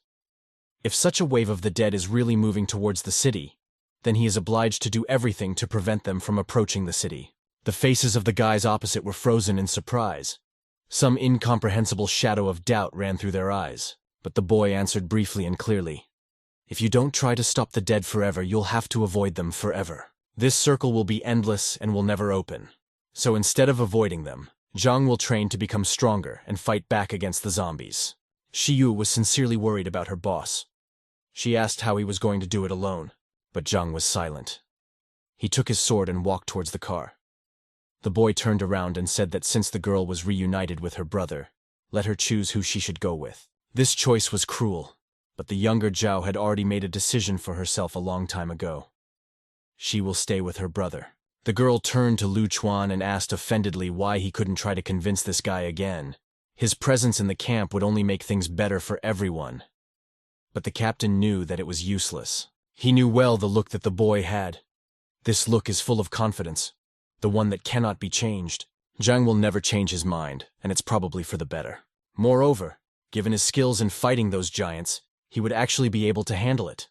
Some of them must survive in this crazy world. The main player returned to the armored personnel carrier, and two girls came out to meet him. Xiao carefully asked if the guy wanted some water. Ellie looked very angrily at the woman next to her. Zhang smiled at the blonde and said that there was a misunderstanding between him and those guys. When he said that Shi Yue would join his brother, the pink-haired girl completely lost heart. Now her sister has left her too. Zhang asked him to stop whining. Zhao Sr. is her family, so the choice of partner is obvious. Didn't you say that we are family too? Ellie whispered, tugging at her t-shirt in frustration. Suddenly Xiao arrived. She hugged the boy and spoke to him affectionately. She said something about Ellie not wanting to break up with Shi Yue. Maybe they should still go with these strong people? But the boy didn't want to get involved in this at all. Until the moment Zhao Jr. called him. He turned around and saw a brunette standing in the middle of the road while her brother's guys were getting ready to leave for the base. The girl's eyes were filled with pain and sadness. She said she made her choice. Late in the evening, cheerful toasts and laughter of the children sounded in Zhang's house. Today they had a real festive feast in honor of the fact that Shi Yue decided to stay with them. Ellie joked about how she had never been more worried about not being able to eat Zhao's wonderful food again. Xiu subtly asked the brunette where her brother's team planned to stay, but the girl did not answer. Do you really not know, or just don't want to tell me? The blonde asked with a smile on her face, but something in her gaze changed. She realized that they didn't trust her here. A wave of zombies is about to descend on the city, so revealing your location would be a stupid idea. Starting tomorrow, we need to start searching for supplies. To some extent, Zhang was even glad that Shi Yue had the gumption not to talk about such things. The boy was chewing a piece of fried meat and thinking that recently the number of foreigners in the city had been increasing. It probably had something to do with this influx of zombies. The main player stood up from the table and thanked Shi Yue for the wonderful dinner. Now he just wanted to get some sleep. She stopped him, asking if she could take a walk around the house. She's new here and doesn't know anything at all. Zhang nodded his head in agreement and turned his attention to Fatty. All his fur stood on end. The guy petted the pet and asked him to keep an eye on their guest. Under his supervision, she will definitely do nothing. Zhang Cheng was already lying in his bed when the system sent him a message that no camp had been selected. Therefore, she offered him an alternative, to create his own. The guy was surprised he didn't even know that such an option existed. Lu Chuan probably chose him. When the boy agreed to this, the system offered to choose the type of camp for him. Available included a shelter, a survivor's camp, and a mysterious organization. Considering the boy's strength level, it was recommended to choose the latter option. Zhang smiled as he pressed the necessary buttons. It was as if he had been transported to another world. The camp creator must be in the top 100 in terms of combat power in the current gameplay, and the team members must be in the top 1,000,000 worldwide. Members of the organization must be loyal to the leader, and the team creator will be able to teleport to his guys at any time. It required 1,000 energy cores to create, and Zhang confirmed the operation. Zhang entered the top 1,000 in the world, so he fully met the requirements of the founder of the organization. The system warned that he would have to come up with a name for the created team, and the boy thought about it. He wrote down the name Nightmare in the system. From that moment on, he was its founder and first leader. The boy looked through the combat power of Shi Wei and Ellie, finding that she was not among the top all over the world. Even in this game, strength is everything. The main character almost fell asleep after such painstaking work, when he was distracted by Xiao sneaking inside his room. There were strange and at the same time funny cat paws on her hands. She repeated again that the boy saved her life, and she was ready to help with anything. "So do you want to help?" Zhang asked cheerfully. The living room in the boy's house sparkled with cleanliness. Someone recently washed it thoroughly. There was already a prepared breakfast on the dining table, the aroma of which was simply driving me crazy. They also had a hand in cleaning the garden. The harvest was harvested, and the beds were fertilized with mutagens. Ellie and Zhao left their rooms, wondering who had brought such order to the house and yard. Zhang and Xiao appeared on the stairs. They both smiled, and the blonde asked the boss how she did with the cleaning. The girls seemed completely unhappy with this stranger's behavior in their house. But the boy was happy with everything. He called everyone to breakfast. "I have never been humiliated like this before. Just wait and you will regret it," Xiao thought to herself, smiling at the guys as feignedly as possible. By lunchtime, machine gun shots were heard on the city streets. They shot at a crowd of walking dead. One bullet was enough for each. Zhang Cheng wielded a katana. He was able to chop the monsters into pieces with ease. Shi noticed that since the last purge, the number of zombies in the city had decreased significantly, as well as the amount of resources. Ellie joked that their boss destroyed the balance of the place. But there really was something in this. Now you won't be able to level up quickly. And there are only a few days before the zombie invasion. Something about Xiao's confusion was suspicious. She probably knew where the zombies were hanging out. Zhang turned around and asked the girl where she and the guys found those individuals. The blonde replied that it was very close to the bomb shelter. She said that the place was sealed, and no one had been there. Xiao thought to herself that the naive boy was to blame for asking about this. If she brings him there, she will even be praised. At this time, two guys from Team Qi were running away from the crowd of dead people, shouting something loudly about their boss. They called him names, and the guy sat on the roof of one of the buildings and cheerfully watched the guys. He promised to lead them to the bridge, but did not promise to protect them. It seems that the number of dead people is increasing. They ran out from the darkest corners of the city and joined the crowd. In another corner of the city, one guy was bleeding his hands. It was Zheng Hao. He was trying to push a huge block of stone forward. Finally, he managed to move the stone from its place. The leader of the camp pushed the block forward, and it flew down, straight towards the zombies, who were eating someone's remains. There was a crash, and the stone fell down, crushing everyone who was nearby. The guy with bluish hair straightened out and tried to catch his breath, wiping his hands on his pants. Zhang Cheng stood on the roof of the tallest building in his area and looked far into the horizon. The system showed him a super strong person ranked 999,546 in the world ranking, and it was Zheng. "Quickly, run away from here," the boy shouted to his people, jumping down. He ran to the guys to help them fight off the monsters. He jumped up and kicked the zombie's head off. By doing this, Zheng saved the life of one of the girls in his camp. Behind him, a nasty growl of a crawler was heard, and the boy turned around to strike him. But suddenly someone finished off the parasite from behind, and a sharp sword blade appeared from its mouth. Zheng dodged in time because a beam of energy flashed near him, burning everything in its path. Zheng used this skill to finish off the remaining monsters. "Every time we see each other, you become stronger," the leader of the survivor camp noted cheerfully. The main character answered him that every time he sees him, the boy is surrounded by weaklings. Zheng asked what the guy was doing here. Is he also heading to the Japanese hideout? This place was located behind the bridge. They say there is food, water, beds, but the city has almost run out of resources. Zheng smiled to himself. Does anyone really believe this nonsense? Free cheese only comes in a mousetrap. The leader of the survivors agreed with this, but his people began to leave en masse. What else could he do but help his people get to safety? Standing next to the guy was Chi Hongda. He was just helping some survivors who decided to leave the camp get to the bridge. Zhang was thinking about trying to recruit these guys. They looked pretty strong. "You didn't tell him the truth, brother," Chi remarked cheerfully as they were leaving, to which Zhang asked him to shut up. The main character decided to no longer disturb those who were not interested in his idea. After lunch, he went with Xiao to the bomb shelter. The main entrance was blocked, so the boy took a grenade from the storage room and ordered the blonde to move away. He pulled the pin and threw the grenade several meters forward. A powerful explosion sounded.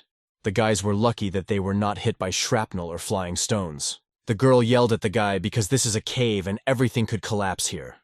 But this was a bomb shelter. Did Xiao even understand the meaning of these words? Zhang invited her to go inside first, and her partner happily agreed. She knew that this guy was so strong that he could easily take her to the laboratory. You just need to find a way to get in touch with your guys. Xiao Mei set herself the goal of finding that very diary with experiments in the cave. Guests, in the form of zombies, were waiting for them inside. The creatures were so accustomed to the darkness that the sunlight almost blinded them. These dead men were weaklings. Zhang quickly dispatched them with his sword. Something moved somewhere above, and the boy listened. He noticed a ventilation hole in the wall. The sounds definitely came from there. The iron cover flew out of the hatch, and an adult crawler climbed out. The boy thought that there would be something worse there.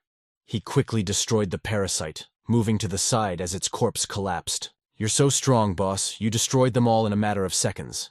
Xiao blushed with embarrassment and giggled. But the guy practically did not pay attention to these flattering words. He was only interested in supplies, and there were damned few of them. Basically, these were food products. French fries, sausages, cheese, pies, steaks, chicken nuggets, etc. The blonde was happy with what they found. "We've spent so much time hunting for these resources." The girl was indignant, kicking one of the corpses lying on the ground. If the Chinese knew what was in this room, it would have been empty long ago. Xiao distracted the boy by telling him about another warehouse she knew about. Zhang nodded and asked to be taken there while the girl quietly snatched a fruit knife from the table. The guys came to a deep abyss. The boy wasn't sure that there was really anything useful down there. As they approached the edge, the blonde convinced her partner that the Japanese were desperately trying to get into this place. And this means that there really is something worthwhile here. But the guy's system received a hint that a giant was locked at the bottom of a huge bottomless pit.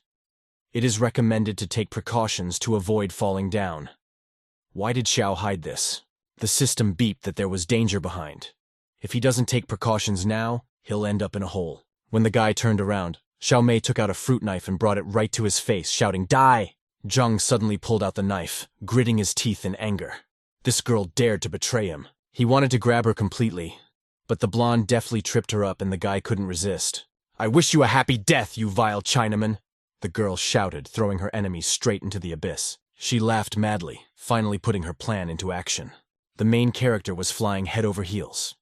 He relaxed too much and allowed himself to be deceived. But this was not the end, definitely not his end. The boy stuck his sword into the stone wall in time, which slowed his fall. The katana was completely stuck in the hard rock, and Zhang Cheng was suspended in the air. This means that Xiao's final goal is exactly that room. She must be tired of pretending all this time. The guy planned to get out of here, find the traitor and take revenge on her. But first, we had to defeat this guy. A level 3 zombie giant emerged from the depths of the abyss. He reached out with his hand and almost grabbed Zhang. The boy will have to destroy 30% of the monster's body before he can be killed. I remember he found one interesting thing. The main character began to rummage through the storage room, looking for it. The player called the monster, taking out a dozen cans of gasoline from his inventory. They all flew straight at the demon, confusing it. The monster began to fight off the canisters with powerful blows, causing gasoline to spill on all sides. Zhang took out his old pistol and smiled, shouting to the monster, "Drink something strong and die." He pointed the weapon at the monster, covered from head to toe in gasoline, and pulled the trigger. Everything around instantly burst into flames. The flames almost touched the boy himself. Since Xiao Mei thought that he was dead, then she would definitely return here. Zhang pushed off the stone wall with his feet and jumped up. It was a good strategy to get out of the hole. At this time, in the Raven T-325 laboratory, someone was turning everything upside down. Inside the room, there were huge human-sized test tubes in which various zombies were grown. The blonde was fidgeting in the laboratory. She looked for the papers she and her boys needed, but could not find anything. Perhaps they have already been destroyed. Are you really in the laboratory? The thin guy who just contacted her was doubtful. She sincerely didn't understand why Brad doubted her. After all, she was able to get to where these dared souls could not get to. The blonde laughed and said that she just had to beckon with her finger, and all the men would lie at her feet. The girl began to talk about Zhang and about the island on which he lived. This place would be ideal for establishing his base. And just as Xiao began to talk about the location, someone pierced her chest with a sword. If you weren't in such a hurry to tell me where I live, you would have lived a little longer. Zhang Cheng answered coldly, twirling his katana. Xiao Mei coughed up blood, and bitter tears flowed from her eyes. The blonde fell to the floor dead. At this time, the guy was looking at the name of the laboratory. The main character put the diary that Zhao had once given him on the table and compared the emblem on it with the emblem on the laboratory sign. They were identical. Is this what they were looking for? What were these Japanese up to? The boy thought, and goosebumps ran down his spine. When the boy was looking around in the laboratory, he received an invitation to a video call from Ellie. Just recently, he entrusted his little partner with a little business. She said that she had finally got the information. The guy was right. Xiao Mei is from Japan. The girls had to pretend to be refugees. They met a group of guys from Japan who just then went out for supplies. It turns out that they stole beautiful girls and brutally abused them. Ellie and Zhao dealt with these scum. Fortunately, there were few of them.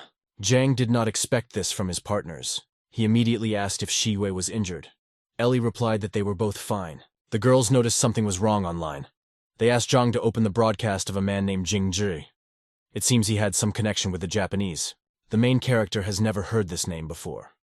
He opened the network and began to search for the desired broadcast. Finally, the boy found it, hesitantly pressing the view button. A cute guy appeared on the screen, gorging himself on deep-fried chicken legs. He ate all the time and repeated the same words. Come to Zhangbei. There is enough food and resources. We are under the protection of friendly Japan. Zhang frankly did not understand. Who would distribute free food and protect during the apocalypse? Moreover, if Zhangbei really had enough resources, they would not have gone out on forays into Tianyang. Suddenly something happened to the guy on the screen. He stopped eating and covered his mouth with his hand, grimacing. The broadcast stopped instantly. On the other side of the screen, a dark-haired boy who had been devouring meat with such gusto suddenly began to vomit. He fell out of his chair and clutched his stomach. He could no longer eat, could not smile and lie every second. A thin man approached him, asking why he stopped eating. The boy begged him to stop this torture. He could no longer stuff this food into himself. He just needs a little time to rest. Maybe you want to be eaten? The tall man asked provocatively, taking a chicken leg and defiantly biting off a piece. It was as if the guy had been doused with cold water. He babbled so that he would be spared. He would continue to eat as long as necessary. A single shot sounded, and the guy fell to the ground, dead. Splashes of blood scattered in all directions, reaching other players who had been locked in cages nearby all this time. Their eyes filled with horror. Zhang found some kind of safe in the laboratory, but there was nothing useful there. He was still thinking about that strange broadcast. This show looked pretty good, but there weren't many people willing to go to Zhangbei. But then the boy rolled his eyes, remembering Zheng Hao and his team, which was falling apart more and more every day. As soon as he thought about this guy with bluish hair, a hint entered the system. In the far corner of the room there was a secret passage to the laboratory. Access code 356681. Zhang Cheng searched every inch of the wall, but could not find any trace of the existence of the door. The lock for entering the password was also not visible. Here, like on many other walls, there were many marks and scratches from zombie claws. The scratches were too strange. First 3 fingers, then 5, then 6. Were these really mutants? The password prompt came on again, and the boy finally got it. These scratches were the password. Zhang swung his hand and began to scratch the wall as many times as the system indicated. Something creaked, and a secret passage opened in front of the guy's face. God, it's crazy. That's the only thing the guy managed to say. He found a whole armory. 100 M16 assault rifles, 5 AMR sniper rifles, 1 artillery gun, and 20 exoskeletons were added to the storage. And there was also a lot of other stuff. Military uniforms, helmets, various grenades and mines, explosives, hundreds of thousands of rounds of ammunition. anti-tank shells, and even corrosive bombs, which were usually used against zombie giants. Various medications, vitamins, and serums were also added to the guy's inventory. He managed to find a recipe for the subjugation serum, the only one in the world. This injection could make any player, lower in rank, your faithful servant. The boy only now realized how lucky he was with such a find. If all these things had fallen into the hands of the Japanese, the consequences would have been irreversible. Behind one of the cabinets there was some kind of hole hiding, like another secret passage. Zhang squatted down and looked inside. It was very dusty. Behind the closet was the room from which the boy pulled Shi Yue out. It turns out that these two rooms were adjacent. Now it became clear where she got the laboratory diary. Surely someone deliberately hid it in this hole. On one of the stones in the room where the brunette was hiding, there was an inscription carved out, inviting everyone to Jiangbei. These Japs were probably here. At this time, representatives of the Japanese and people from Zheng Hao's team met on the bridge. The guys from Japan did not expect to see so many people at once. The camp leader noticed that the starving players immediately began asking strangers for food. But there did not seem to be an abundance of provisions in this place. "Is this a new batch of goods?" the Japanese woman asked cheerfully. But her partner interrupted her, turning everything into a joke. It was impossible to fall face down in front of the survivors who came here. Two of the Japs stayed away. One of them had a built-in eye of insight that allowed him to see the level and strength of other players. His partner was saying something about another bunch of cheap bait showing up, but the brunette shut him up. The eye of insight allowed us to see among all the others those whose overall indicator was above average. Their leader is a big guy striving for awakening. The rest are also pretty strong guys. The blonde offered to send them to the laboratory. Wasugi would be very happy. Suddenly something seemed to the person with a special skill. He seemed to hear someone around the corner. Shiyu stood behind the adjacent wall. She held her breath in fear. But fortunately the Japanese decided that it was just their imagination. "Sister, what are these strange guys up to?" Ellie asked quietly, pressing her back against the wall. The Japanese agitated the boys who came, inviting them to join the Jiangbei camp. The Japanese turned to Qi and Zheng, inviting them to go to the camp with the guys. But they refused. The guys were only accompanying people. But the guys from Japan said that they understand their caution. And to demonstrate the camp's sincerity, they will still leave them some resources. The guys unloaded several cardboard boxes from the cars and placed them near the players' feet. They said it was a sign of gratitude to Japan. Let the guys come to camp whenever they want, and they will definitely get help. The guys who stayed with Zheng began rummaging through the boxes. When they saw the huge amount of resources there, almost everyone expressed a desire to cross to the other side. One of Zheng's guys pulled out the entire contents of one of the boxes, revealing a strange device underneath. "Hey, what's this?" he screamed, but it was already too late. The device exploded and some kind of toxic mist entered the air. He turned the guys' heads, and they fell unconscious to the ground. Every single one of them. "How stupid these Chinese are, even though they are very strong," said the blonde. His friend ordered his men to pick up all these people and take them to Jiangbei. Ellie and Shiyue stood behind the wall, seeing everything with their own eyes. The girl with pink hair guessed that these Japanese were real pieces of shit. Nothing is free in this world. "But why do they need so many of our compatriots?" the brunette asked, wiping away tears from her cheeks. The girls had a bad feeling. Zhang's house was quieter than ever. The girls' cheerful laughter, fervent arguments, and entertainment were not heard. The main character returned home and stroked Fatty, who greeted him warmly and waved his tail. The absence of girls did not bother the guy.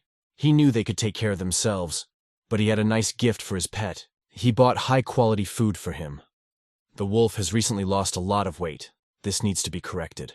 This food didn't look very good, but it definitely tasted better than rotten zombie meat. Suddenly Ellie called. She was crying and babbling something about how Shiyue had decided to go to the Jiangbei camp herself. She couldn't dissuade her friend.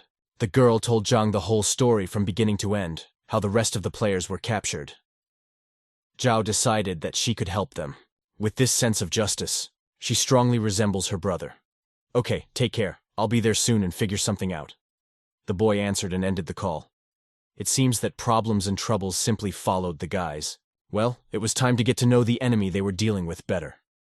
Zhang ordered the wolf cub to guard the house. If someone tries to sneak into it, let him kill without hesitation. The boy left food for the animal so that it could eat when it got hungry. A few hours later, a bunch of kidnapped guys woke up. They were in some kind of giant cage. Above the bars, there were some people who looked like doctors. The players who woke up asked those what they were up to. The wave of zombies is approaching. The experiment must not be interrupted. One of the scientists said quietly to his partner. In addition, before the connection was lost, he heard Minako talking about some area in the middle of the lake that would be ideal for a base. The doctor told his subordinate to send someone there to investigate. An adult crawler burst out of the open doors. They immediately attacked the survivors. Weak players died immediately. Their heads were torn off, their hearts were torn out, and they were torn apart. Strong players fought back against the monsters. Chi Hongda jumped up when the parasite rushed at him, not allowing himself to be caught. The guy dealt a powerful kick to the slider, and he flew several meters away. Scientists sat on top and watched the experiment process. The guys from China were many times stronger than the guys from Japan. The doctor's beautiful assistant said that no matter how strong the guys are, they still need brains to survive. He taught her this himself. He nodded affirmatively. He ordered the girl to more closely monitor the progress of the experiment and the state of the zombies, recording everything. It was necessary to study these creatures as best as possible before a huge wave of them collapsed on their country. The subordinate smiled and got to work, collecting all the necessary information about the zombies. Meanwhile, the guys in the pit tried to do everything possible to survive.